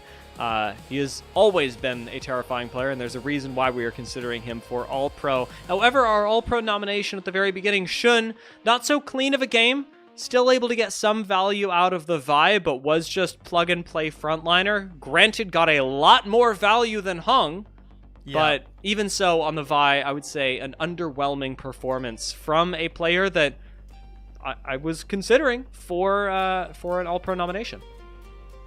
This is the fight where, you can make an argument that Hung is trying to keep BLG interested, but no one's there. He just dies, and his team has to salvage this fight, and they very nearly don't do that. I think quite a few times, in fact, there's another one I'm sure we'll see where Hung is looking for the Seraphine in mid. I get the angle. Going for the dash when you know that it's not hitting is really not this one. That's never hitting a wall. Even if you do, is On dead there? Probably not. Another one where you're just caught instantly by the Encore and die. Before the fight even starts, I think that Hung put his team in some really difficult positions, and this is kind of the only fight that I think Bertle played well. Where he was able to sync up. He actually misses the Q3 there off of Rel's engage, which is not great. So maybe not even this fight. Not super impressed with the top side from LGD, even after I think Bertle had a really good game 1. This is the Baron that I think really costed what is LG he doing? The game. Sorry. Yeah, no, I agree. I agree. Not really the best from Bertle. It's all good. It's all good. To be fair, our call at the end of game 1 was the outplay champion and the champion that you get to turn your brain off with. Yone is not an Olaf. Your brain has to be very on to turn it a good Yone, a fed Yone, into one that is actually winning the game. Bertle wasn't even that fed. He was okay. And it takes a lot more effort to get value out of the champion. I think it is an unfortunate miss from LGD off of a game that they were initially doing well in, and I'm very curious now what they do from here, because we will be going to game 3, and BLG, they looked fantastic as they clawed this second game win back from an LGD that were doing well. Now LGD have to do the same. And they are in a much rougher position, being the less experienced team in series like this, against teams like this. BLG should be able to close this out again. On paper, this just looks like the right team to do it. And yet I don't want to count LGD out because they have had 2 really good starts. Yeah, I think the early games is the place to start for LGD. As long as you cannot get invaded level 1 again and die, I think their early games have been good. For the most part, their laning has been pretty strong.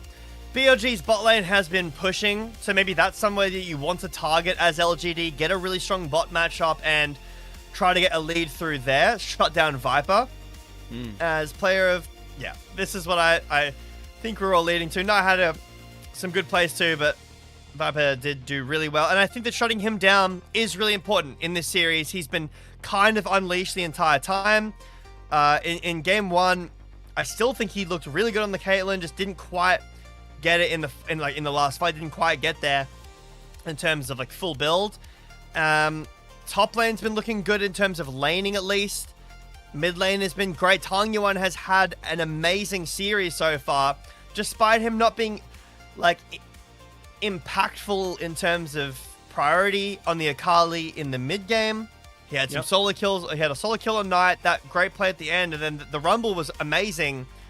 So I think for LGD, look towards Tang Yuan and try to shut down the bot lane. For BLG, we need to see some better early games because it hasn't been super pretty outside of bot lane. Yeah, I absolutely agreed. LGD has certainly got points of strength here. Tang Yuan 1, Xiaoyu playing that game really well. Crisp, some great engages. It's not that LGD can't win this series, but it's a mountain. And never was that more evident than in the back half of Game 2. BLG taking this to a 3-game series. We'll find out if BLG strike back. LGD missed 1 game. Can they get the other after the break?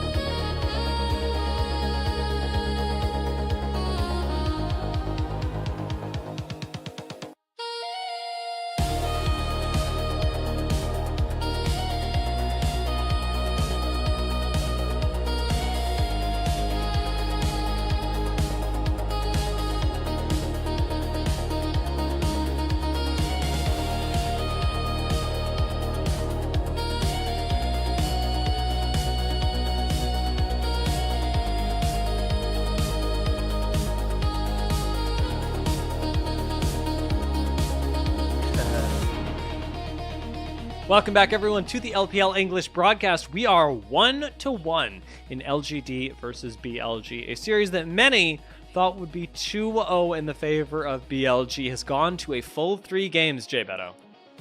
Yeah, definitely on paper. We were talking about this earlier. This is a star-studded roster.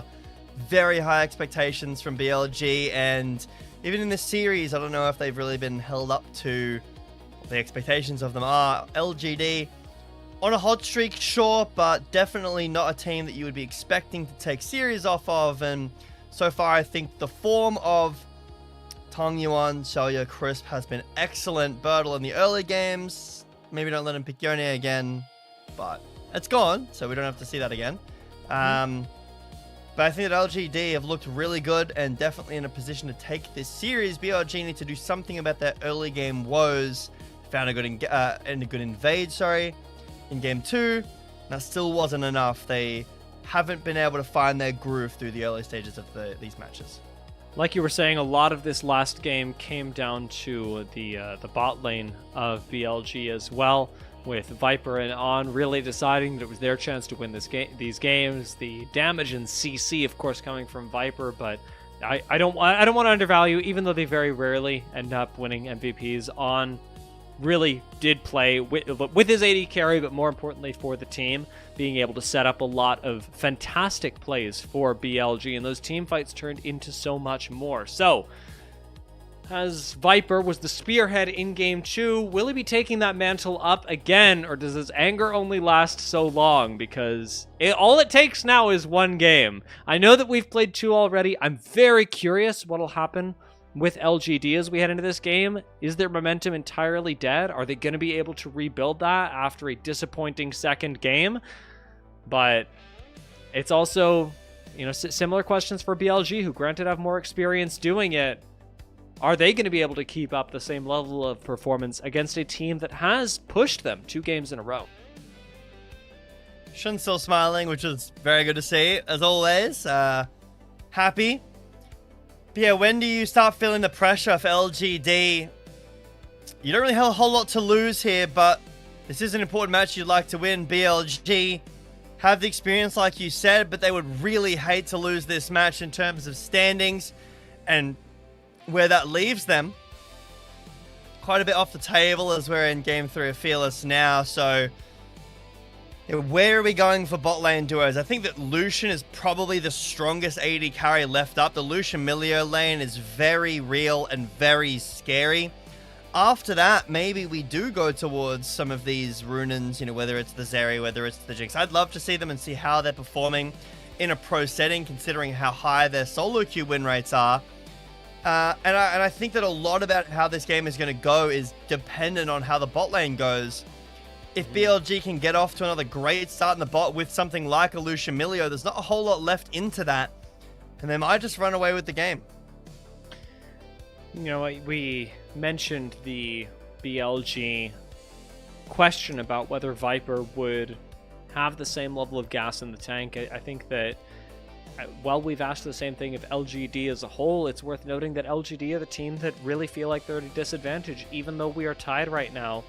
BLG have a lot of weight on their shoulders. I think for LGD, the task is a little bit more Sisyphean, where BLG are the rock on top of them. You have to fight an uphill battle against BLG every time. It doesn't matter that you're 1-1. It doesn't matter that you're tied. It doesn't matter how well you do in the early game. It is always an uphill battle, and I'm not sure that LGD know that there is an end to it, and they're not going to know until they get there. They're not going to know until they win the series, and if they lose, maybe it was just impossible the whole way. Can they conquer that? Can they push this boulder up the hill? That's the question I'm asking myself as we enter the draft for Game 3. The Lucian that you mentioned already banned away by BLG. Yeah, so now where does the Prio go? Maybe Pantheon is something that BLG want to start with. As the Nocturne's banned, there's no answer into it. It's going to be the Syndra. This was banned away in game number 2. And this is a flex, but I would imagine Night Syndra is what he's going to take. With Orianna banned, maybe you're going towards the Victor answer. But, talking about bot lanes, if the Kalista Renata has started to rise back up, in priority. Poppy's off the table. That's a great pick into the Kalista. There's not really a whole lot left into this that can actually survive. Draven Blitzcrank, Draven Nautilus is playable. You could go a Varus lane and try to live, but because we're going on, because we're going lethality not on hit, you'll get outscaled, you'll get out team fought. This is a great question that LGD have now asked. There's the Pantheon that I was talking about. Maybe just go full topside here. Lock in something like a Scion for Ben. For 2 games in a row, LGD's job has been to attack the top lane. And BLG, this time, they are the ones taking that on. As you mentioned, it is full topside. Jace, he is like the stereotypical winning top laner. What do LGD pick into it? Nasus, please. I've been checking some pro player solo queue accounts. It's getting picked into Jace, this top lane Nasus. I don't know if it's actually getting picked, but I like it into Syndra. I love it into Jace. Gonna be the Yorick. And this is the standard answer. Yep. It's good, but I've seen it go horribly wrong with the Yorick, because it loses early game, right? The Yorick is not a winning lane until later. And the Jace gets so fed, the Yorick can never even start to play the game, and then you have so much less impact in the team fight. The cage can be nice, but you really want to be in a side lane winning. And against with the Kalista Renata, that wants to team fight, the juxtaposition of these two styles is not something that I'm driving with too heavily. On the other side, I love Syndra, Jace, Pantheon. I think that you can go towards some more engage as well. Get Viper on something like even maybe a Sivir is okay. Maybe that's playable against the Kalista. Although I would imagine that in the all-ins, not the best. But yeah, I think for LGD, they really need something to tie this draft together, because you're getting it out-rotated as jungle. You're getting it out, ganked because he's got the ult. You really want to play around this 2v2 all-in. Syndra's very scary and can really lock down a Kalista. Maybe an Annie is something that you want, but I think that might be a bit tough to lane into the Syndra. So I think your options are waning here. I love the Kalista Renata, but I think this draft is going to need something to really tie it together. Yeah, and BLG are just so confident with the Pantheon that I'm scared for LGD, especially because they are missing a lot of their comfort champions, but wondering where exactly we'll go. I'm thinking with Nocturne already banned away, it makes things even more difficult. Skarner taken out as well with the second round of bans and Trundle joining him. The pool is just so pinched that we're going to end up going Maokai as a last resort for LGD. Still a lot of CC to bring to the table, still can back up things like the Renata Kalista, but is it a top tier jungler? I can't lie to you and say yes. Yeah, LGD's comp is feeling a little all over the place. I think more than anything, this is kind of a takeaway, because normally it's like Jace Syndra with Maokai is really nice, and you could maybe put the Maokai support and get that kind of same vibe, but Corki looks pretty good here. Short range, sure. Corki Nami, very scary bot lane. I think the Kalista Renata mid game is still scarier, but later on this draft is very intense from BLG. The Vex would be fun, but I think the Victor makes the most sense. Just have that range, and I think that LGD's draft is all over the place. They've got this Kalista Renata. You want to be pushing and winning, but then Maokai, not the most aggressive jungler. I mean, this will add some spice into it and give that carry pop-up potential that we want Tong Yuan back on. Yeah. But I really love BLG's draft. I think the Jace is scary. The Pantheon is really nice. Works well with the Syndra. This Corki Nami is going to scale really well. I'm a huge fan of this BLG draft. Yeah, BLG have my favor, and I would say especially with the LeBlanc lock-in, LGD have my attention. I'm curious what it'll look like with Tong Yuan on another champion that, like the Akali, can outplay, but we have to remember that it took him a long time to get to a confident position in Game 1 in order to do that. And if it takes him that long again, the game is going to be over. Yeah, I really think that LGD need to get accelerated in the early game. I think that if this game goes really long, the LeBlanc, like, you can find great angles, and I believe that Tong Yuan can do it, but it becomes a lot harder for her to play these fights out when there's so much CC and peel with the Syndra, the Pantheon, the Nami there. And for the Kalista Renata, if you're not getting accelerated in the early game, you are going to fall behind the pace. Sure, a hostile takeover is good, but I don't really think it's the biggest game changer here when the Pantheon is ulting on your head and jumping over it. I think it's a tough game for LGD, to say the least, in this third game. Every time you load onto the Rift, no matter who you are in the LPL, when you're on against a BLG, it feels like you're loading in at a disadvantage. And with this draft, that disadvantage seems even heavier. Can LGD rise to the challenge? Will they climb the mountain today? Or will BLG push them back down to the bottom? We got to find out in game number 3.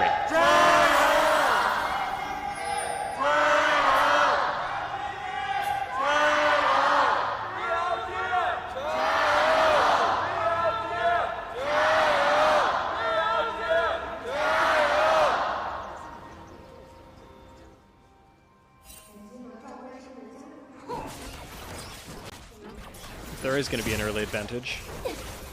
I would love it to be bot side. Xiaoya and Crisp have been some of the best performers of the day, especially if we think about their performance throughout the game, from minute 0 to whenever the game ends. Xiaoya and Crisp have just been really solid, really rocks of the LGD roster. To see them be able to carry a little bit more weight this time would be fantastic. But it is against Korkinami. Double exhaust on the bot laners too. Kind of interesting. Exhaust in the Kalista makes a ton of sense, and one of those things where you kind of want to match the exhaust or go cleanse.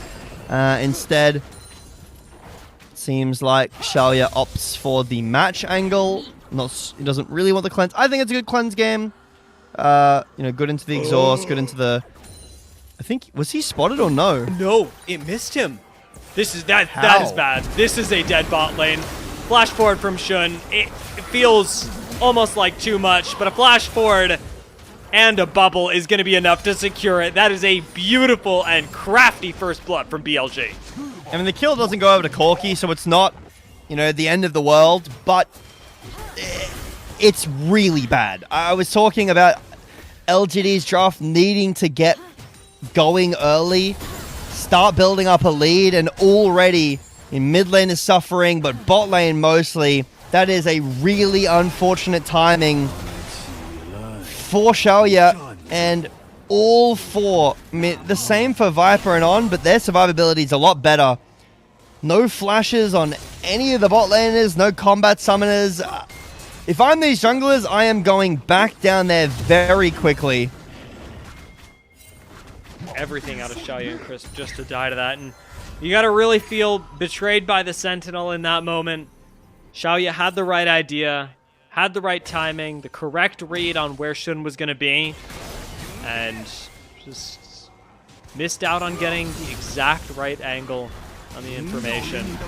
We're gonna take some trades with Bin right now, who has been winning the matchup pretty well. The shield helping Bertle out quite a bit, of course, but Bin is on Jace, and you pick Jace not just to win the lane, but to make sure that the enemy top laner suffers while you do it. Yeah, like a pretty common answer, but yeah, it's going to take some time before that really comes through. Probably level 6 is where we'll see Shun visit down on the bot lane again, although I say that, he is here. He'll be spotted on this ward, so Xiaoya and Crisp will be very aware that they need to walk away, or at least back up a little bit, play safe. Shun ends up going for the Krugs. So, not going to be too scary in the bot lane other than that, and Xiaoya and Crisp can maintain their pressure in this early game. Nice handshake from Crisp.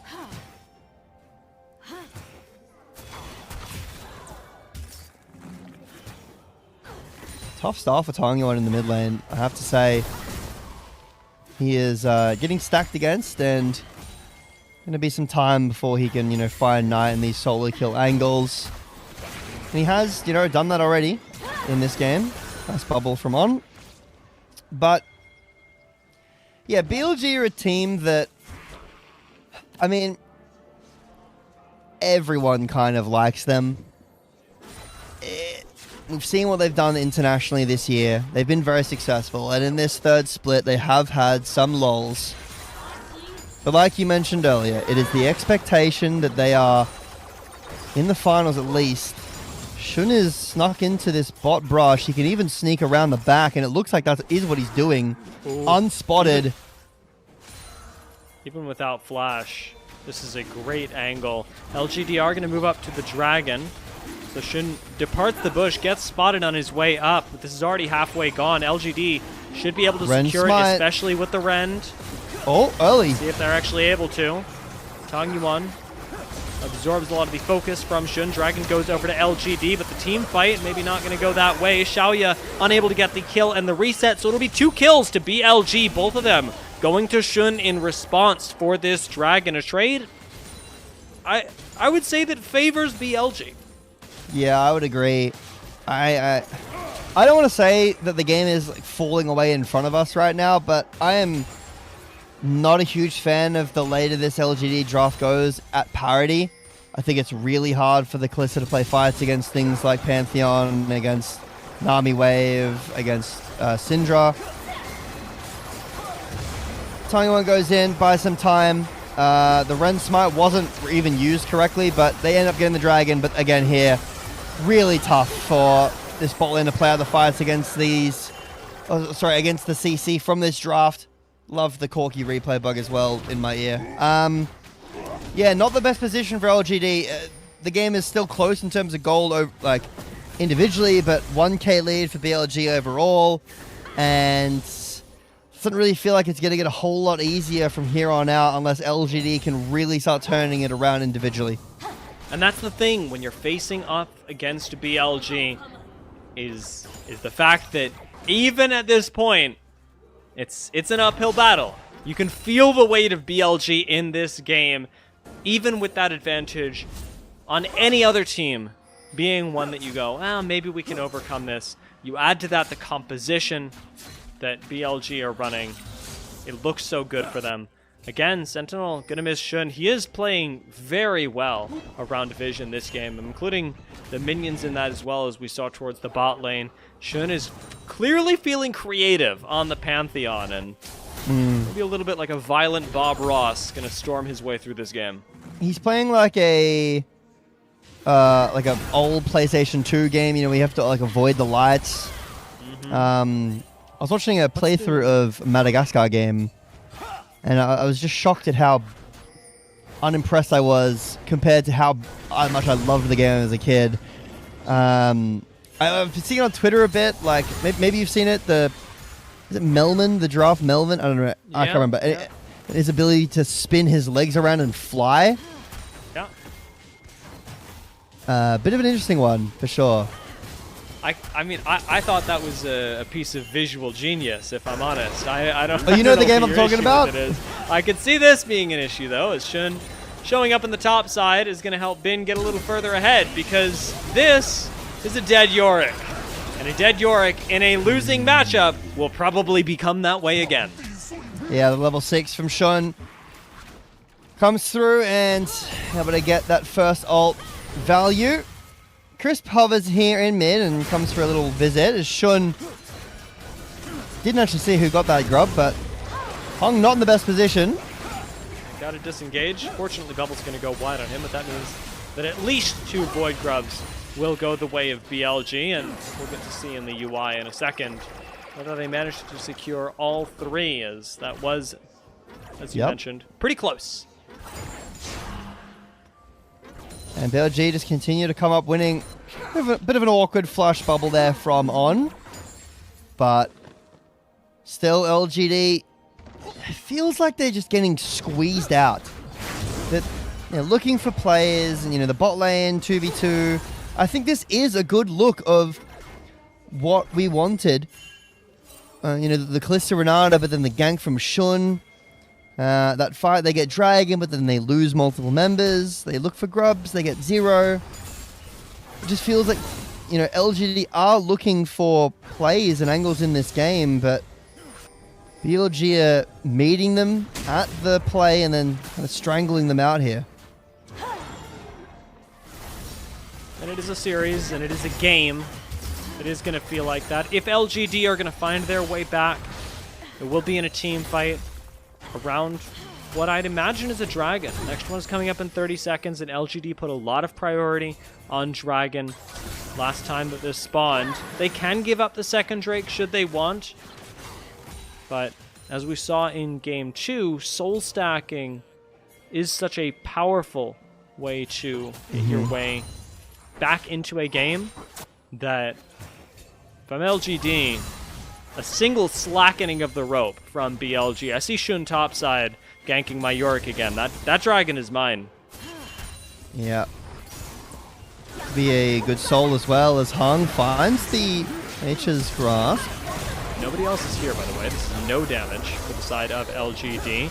Trying to hold on for a little while as Xiaoya does appear on the fight, but that's about enough time for Viper to show up here as well, and even a flash from Xiaoya not going to save him. LGD start a fight they cannot finish, and as a result, lose their AD carry and the Dragon. I just want to clarify. Hung starts a fight that he can't finish. Again, very similar to the Poppy look. Like you mentioned, LGD just not there. We're talking about Dragon stacking potentially being a win con for LGD. Now that's gone as well. BLG will deny the stacking pretty early in the game. Get the first one for them as we see what soul it is. And it is Cloud Soul on Corki Nami Pantheon. Very scary. But yeah, LGD, it just feels like for me time's running out. I'm sure there is an angle where LGD can look for a team fight around maybe the next Dragon, but they're really not fighting coherently after the middle, of Game 2. Feels like it's bleeding into Game 3 here, and BLG feel way back on track. Their early game is looking much more solid than the series has shown us such far. And I'm just not sure that this LGD comp really functions in a mostly coherent way. Bertle isn't winning in the side lane yet. Tongyuan is losing. Xiaoya and Crisp are really losing, and that's a massive disadvantage. You really want this Kalista Renata to be winning. Xiaoya being 0-3 right now does not feel like he's going to have that impact. First items we are still waiting for, mostly across the board, although we are starting to hit them, especially with the Hung and Tongyuan starting to pick up theirs. Worth noting that with Hung going the very popular Liandry's on Maokai is not going to be a tank this game. And you look across at the massive amount of damage that BLG have. And even though Liandry's on Maokai is nice, I start thinking maybe no tank is going to be a little bit of a problem. Shun and Knight are roaming, maybe just for this blue buff, but obviously the Grand Starfield can join at any time. Just will be the blue buff invade. Knight wants the blue buff as well. And will get such, but yeah, not the position you want to be in this lane. Xiaoya is going to really, really struggle. Look at the item disparity already between these two bot laners. Taking this base might even mean the full tower as well. Maybe not. The Corki mana fairly low, so we'll just be able to channel a base. If BLG are able to win this game, how does that make you feel about the rest of their week? Because we did talk about this series as setting expectations for BLG as they fight for first with this final week of the LPL. Well, I mean, AL Top Esports was pretty close. BLG did lose to Top Esports last time they met, and BLG do have like their most difficult week here, getting pressed by LGD now, and then up against -1, both AL and Top Esports. I think for me, going into that series, I would feel cautious, not confident really that BLG are going to win it. I don't think they're going to win it convincingly if they do win. I really think for me the biggest thing is top lane is so unstable, and their early games in this series have been looking a little bit iffy. That fight in game 1 as well at the end where they took that. And looking at how aggressive Tarzan and Tian have been, I think I'm really happy I get to talk about this. I think Xuan is the best top laner in the league, and I don't even think it's close. On's caught here by the cage. Does have flash, so should be able to get out. Herald started up by BLG. Maybe just left. But yeah, I think that's going to be the biggest problem for BLG against top esports specifically, is that I think Xuan is a really talented player. And I'm really excited to see how, whether it's, Bin or Flandre, how that matchup goes, because I think that Xuan showed that he was much better than Breathe in that series. And Bin has taken this series, at the very least, to both stumble and to maybe warm up a bit. The Jace is something that, throughout the season, I could see him doing both well and poorly on, depending on the matchup. And in this particular game, it feels like he's been afforded a lot of room to warm up, to get his confidence back on stage. And though the first game may not have been exactly what he was looking for, the subsequent two, Bin has just looked like the better top laner so far. Bertle has not been able to, even encounter matchups, really make the Yorick, or in the last game, Yone, look good. Not even look effective, just look good at all. And hoping that he gets a chance at this again on the Yorick. The rest of LGD, however, do grab a free dragon. BLG have to have known that this was going over. They didn't make any plays that intentionally sacrificed this Drake for, say, a kill on the top side, but giving over the dragon is a free and clear decision by BLG to not fight this one, and I have to wonder why. Yeah, just happy to scale and take some bases, not happy with the position. Play the game slower. Which means that we get to chat to each other more. You're going to tell me about the Madagascar game. Exactly, yes. Yeah, played that a ton as a kid. Now, I have one of the games that I played when I was, one of the first games I played, was this game called Scooby-Doo Night of 100 Frights. Don't know if you have ever heard of it. But hang on. I mean, Bertle is probably dead. We'll see if they can turn it around. Hong shows up. Bertle gets out. That is an ult and flash from Shun gotten for the flash from Bertle. So I could count this as a small victory for LGD. It appears that they, like Melvin, have sort of jumped and twirled in a circle and escaped certain doom. Wait, which Melvin? The caster? No. Oh, wait, I'm so stupid. We're talking about the game. You're right. I'm thinking. I mean, I'm not saying that Melvin, the commentator, cannot do this. I have never seen Melvin attempt to fly by jumping up in the air and I was just like, I've never seen that, and I thought I missed a clip of him jumping in a circle. TP in top. Bertle under fire again. Probably dead this time. Flashless. Yeah. No Melvin-like performances to come out of him now. Plus 370 for Bin, and Bertle is getting abused.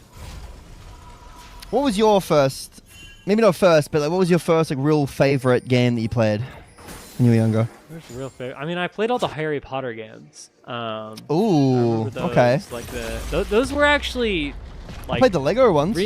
Yeah, I liked the Lego games as well. I think I played some of the Lego Star Wars. Recently, because I didn't really have access to a lot of games as a kid. I played the occasional one. Because I didn't have access to a lot, I missed out on some classics, and one of those was God of War. And so I decided that I was going to play God of War last week. I haven't finished it. I just got a couple hours in. And I checked when it came out. That game came out in like 2005 or something. And as I was playing it, I was like, this is a pretty good game. Like, this is even for right now, this is a good game. If that game came out in 2005, it would have blown my bananas away. That absolutely, oh my god, what a technical marvel in 2005? Yeah. I remember it, sorry, I don't remember because I was 4 at the time. Sure. I remember watching a video about that it was a masterpiece for its time, and in fact, is kind of, if I'm right, if I remember correctly, what created the Dark Souls genre. And Dark Souls was coming out at the same time and did not hold up at all to like you said, the technological level that God of War was at. But then obviously it became a hood classic of its own for different reasons, because it's very difficult and more such and such about the time. I think, yeah, the one that I really remember playing early was the Scooby-Doo game. And I've watched long plays of it since. It's great. So I was watching a long play of this Madagascar game. Definitely not as good as I remember it. But the Scooby-Doo one, I would recommend that. I would go back and play that. I would play it if I had a PS2 or if my old PS2 worked. I still have the game, but yeah, PS2 not working as much as it used to. No, hasn't held up. Not as much, no. My Xbox definitely also not as good. My PS3 not too bad. But yeah, the PS2. How are the mid? This is pretty early. I don't know if this is actually crashing. Just gonna be mid prio, and we may be seeing LGD give this dragon, and we're sitting at 2 dragons. Okay, this will crush. That was actually a very well-timed Herald. Didn't run into the minion wave at all. It just got the crash off, and that's free gold for BLG. They didn't even have to do anything. They cleared the mid wave, dropped a Herald, and W gold. 18 seconds on Drake now as well. Bounties on almost everyone. And second item complete on Knight as well. That guy will blow someone up, and that someone might just be hung. He's trying. Forced to flash away on the Maokai. Certainly not going to get access to the pit. Will he eat the ult from Knight? Press the R button. Bye-bye. He's not even going to do it. That's disrespectful. He didn't even need to unleash his power. That was leashed power, Knight. And he did that much damage. Pretty scary. He's also going Ludens, like not the Blackfire build, so he'll do more burst damage in general. But has less, overall ability haste. And is going towards, I believe, like a Shadow Flame. Bit of an interesting build from Knight. Really nice Scout of the Week stun. Turn onto Hung. Flash is forced. Yeah, can't really get away. You were talking about the not so much tanky build that this Maokai is going, and yeah. Really felt here, I'm sure, by Hung with the full AP. And LGD down 7,500. I mean, this is the part of the game, if you know what I'm talking about, where we start talking about tiramisu.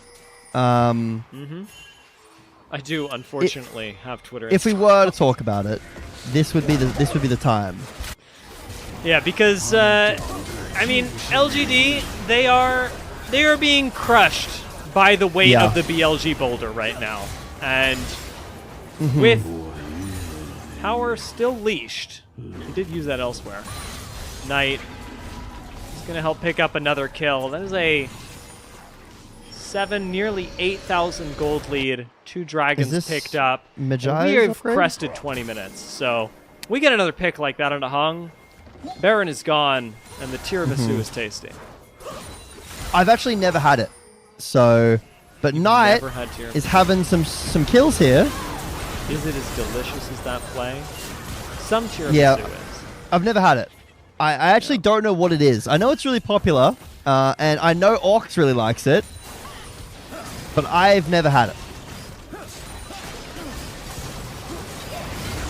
Is it fair? I think I'm being judgmental, and I'm trying to work on it. So that's okay. No, it is something that is okay to be judgmental. Yeah. Listen, I'll have to work on myself. Look, I'll wait till the off season.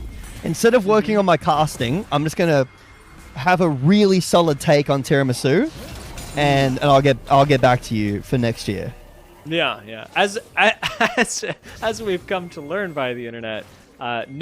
Knowledge about tiramisu and casting knowledge, those are interchangeable. They are, apparently. The cursed knowledge of tiramisu. You can do whatever you want. I'm actually low-key worried I'm going to get in trouble. I need to shut I need to be quiet. As it is, BLG have, you guys all saw it, taken sincere control of this game. We've got a Baron that was easily taken for BLG. Knight will one-shot literally anyone. Viper's not really getting to do that much because LGD have to stay so far away from them.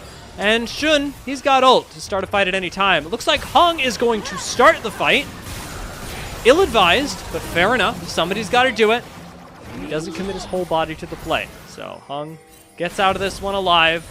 We've got Bertle going for the Hail Mary push on the top side. It is a Yorick after all, so maybe he just wins the game. Can he win the game faster than BLG, though? We're racing. Oh, Hostile Xiaoyu's takeover dead. is nice, but double kill for Knight. They're killing the Viper, but this feels like the game is just falling apart. Crisp is going to die here. Just stands, he knows. The game is over. Bertle will take a base. But his base is completely broken open. If I'm Bertle, to be honest, I'm not recalling here. But, you know, you want to give the game your best shot, and that is what he's going to do. Bin explodes Tong Yuan's face with the hammer. That was the version of Arcane that was not allowed to be aired. And BLG, they can win the game right now. I think they're going to go for it. They've got the Baroned up minions with them. Hong and Bertle are going to be essentially paper. But then we'd have nothing to compare Xiaoyu to on this Callista, who is, again, not really able to do anything. The respawn timers have come in, and BLG, I suppose, wary of overextending and of throwing away a gargantuan lead and embarrassing themselves, are going to back away, and it's the clean play. So without looking, don't look, how many grubs did BLG get? Just quick question. Okay. Don't look at the hubs. Okay. You're correct. I was under the impression they got 3 because I thought I didn't see Hung pop up in the feed at all. I'm going to have a quick complaint about the LPL HUD. We need to see the grubs before the quest's complete because I cannot tell who is getting the grubs sometimes. I know it doesn't matter for this game at all, but I'm complaining about it anyway. Your complaint has been noted. I will pass this Let on. me know when that gets fixed. I know that this is definitely going, we have a lot of say in the matter, so should be able to get that. I don't even know if BLG care about the dragons. They probably do. They'll probably go back to it because they don't have Baron, but maybe we don't even get there. Maybe... I think they can fish for the end of the game. Like, they open don't access. really need Baron. Yeah, there's nothing going on here but a 12,000 gold lead and Xiaoyu being exploded on your screen. Tong Yuan is doing nothing. Xiaoyu is not going to get to. Viper is isolated and assassinated by Hung and Bertle, so LGD do find a win here. Picking up Viper and ultimately unable to escape, it looks like. Bin gonna pick up the kill on the Yorick. Shun flashing on the full health Hung to destroy him before even taking 200 damage. And it's Crisp and Tong Yuan left to watch the Nexus fall. We'll see if Bin can clean some of that up real quick. But it is a 28-minute game. We might hit 29 if BLG decide to play around a little more, but a 12,000 gold lead is going to say plenty. LGD are flattened by BLG in game number 3. So, who do you vote MVP in a game like that? That's a tough call. That's more what I expected from BLG. Feels like they woke up, and big draft gap. Start to the game was great by slipping past some vision, and then the LGD just didn't have a foot in the game at all. But yeah, tough call for MVP. That's the hardest thing about this game is who did the most. I mean, it's probably Knight, but yeah, I mean, like, where's our graphic? I want the graphic back about Knight MVPs because this is another case. There we go. That's what I'm talking about. Thank you, production. Jay Beto, look Bernie Sanders in the face and tell me you don't know who's getting MVP. Yeah, I can't give it to you, Mr. Sanders, but I'm also asking for Knight MVP. Yeah. Now, the question becomes, I guess, who is player of the series? Because, if it's Knight in this game, It's probably Knight. it was Viper before. It's a tough one. I love this discussion, but I want to quickly talk about the question you asked me before, Yeah. how are we thinking, how are we feeling about the rest of the week? If BLG can show up in form like that, I'm feeling pretty damn good. If they show up in form like game number 1, not feeling as confident about that. You know, losing the early game, LGD make a mistake around Baron, that's where you find your advantage, and you still end up losing the game after that. I think we really saw two sides of BLG here. We saw the side that has been swapping out top side and been inconsistent, and then here in game number 3, this is international BLG, where you get 2 kills and both of them feel like they were given to you because BLG just wanted to fight you the entire game, or the entire end of the game at least. Yeah. I mean, credit to LGD for even finding those kills, because this was a game that, like you mentioned, felt like a chokeout. There were always angles for LGD, or at least always. There were angles for LGD when it started feeling that way at the 1,000 at the 2,000 gold mark. It felt dangerous from BLG. It felt like a game that they were going to close out, and you kept going, LGD, they've got a team fight. Maybe they can make something happen. Hung goes for a play in the river, and from that point on, from the pseudo team fight that we try and start around Dragon, LGD did completely lose control of the game. And I mean, if we're thinking about it as a chokeout, that's kind of when I think LGD blacked out. They did not get a chance to continue playing.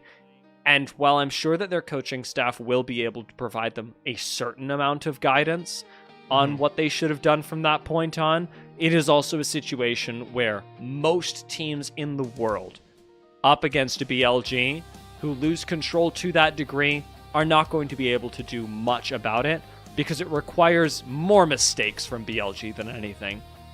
Yeah, I mean, props to LGD. If we're going with the getting choked out, they didn't tap. They did not tap. They blacked out. And I think the game 1 and 2 were good from LGD. I really do. I think game 1 was great. Game 2, while the top side I wasn't super happy with, they did have some great fights. Tang Yuan looked awesome. Xiaoyu and Crisp looked awesome too. This third game wasn't a whole lot of a game. I think they drafted this comp that was a bit all over the place. Definitely felt like they got out-drafted in this third game to me. And I really think they needed to get off the ground early. I mean, what are you supposed to say about the W there from Kalista? Not seeing Shun dying in the 2v2 that early to the gank.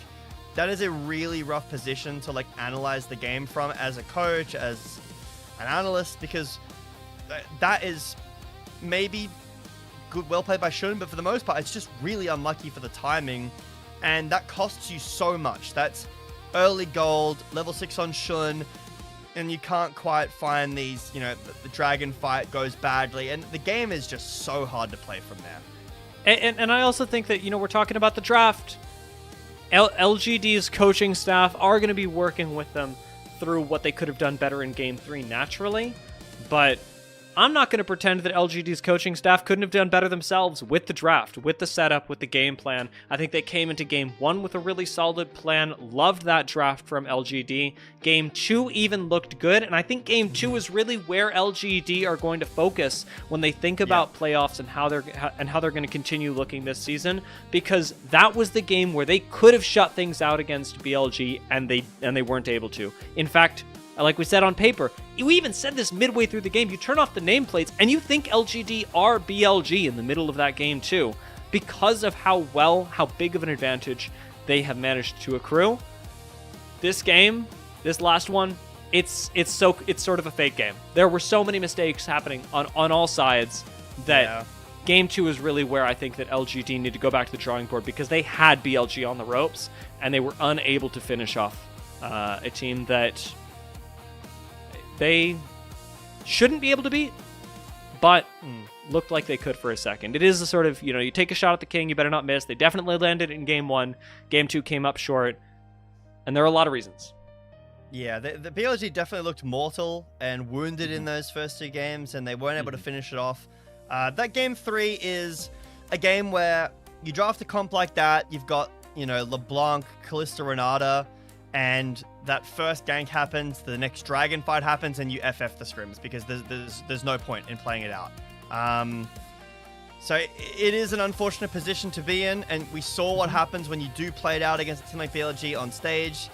You just kind of get run over eventually, and that looked a lot more like BLG. It's good to see them closing out games like that, but yeah, not the best for mental of LGD on stage. Again, I think Game 1 and Game 2 was great, and I agree with you. Game 2 is definitely where you can do the most learning, whether it's from drafting or how we, value the Poppy into Vi now that the changes have come through, whether it's a build thing, whether it was a playstyle thing, Hung,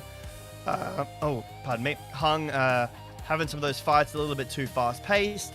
But either way, I think LGD do look good. I'm excited to see how they look in playoffs, contesting some of those, JDG, WE teams. I mean, they beat top esports. They took, they made BLG stress, I would say, pretty heavily. Yeah.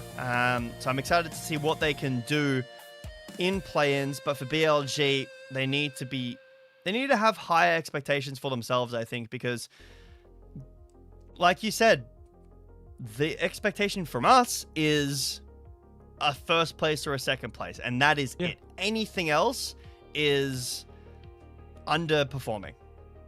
And I think LGD, even in the singular win that they were able to get this series, have gotten themselves a really big victory, because this is the top team. This is a team that's competing not even for best in the LPL. I mean, they'd like to be best in the LPL for a third split, but they're competing for best in the world. And LGD were able to take a game off of that team, almost take a series in game number 2. And they've got a lot to be proud of coming out of this series, despite how this third game looked.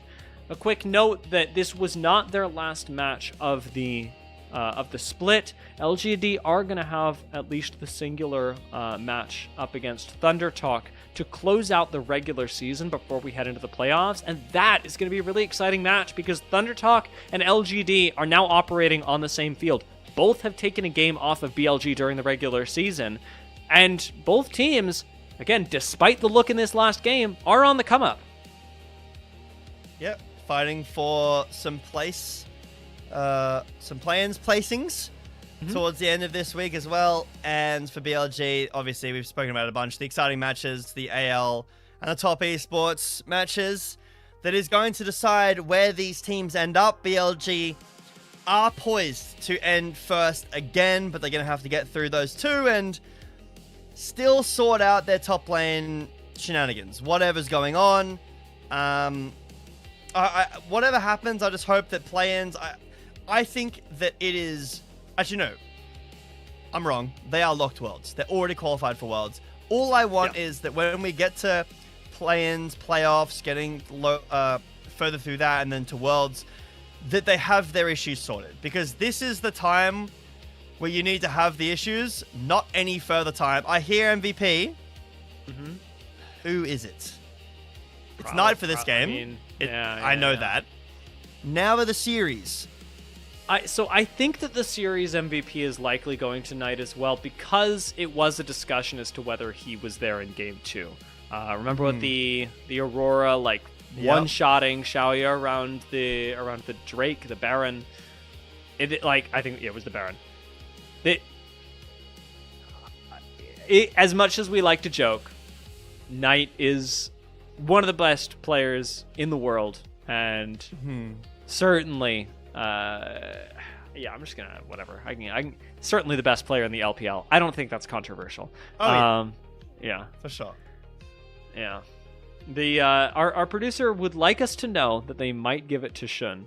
So that is true. Maybe I would be surprised. Shun's Pantheon was good. I think if they had given him MVP this game, I would believe it.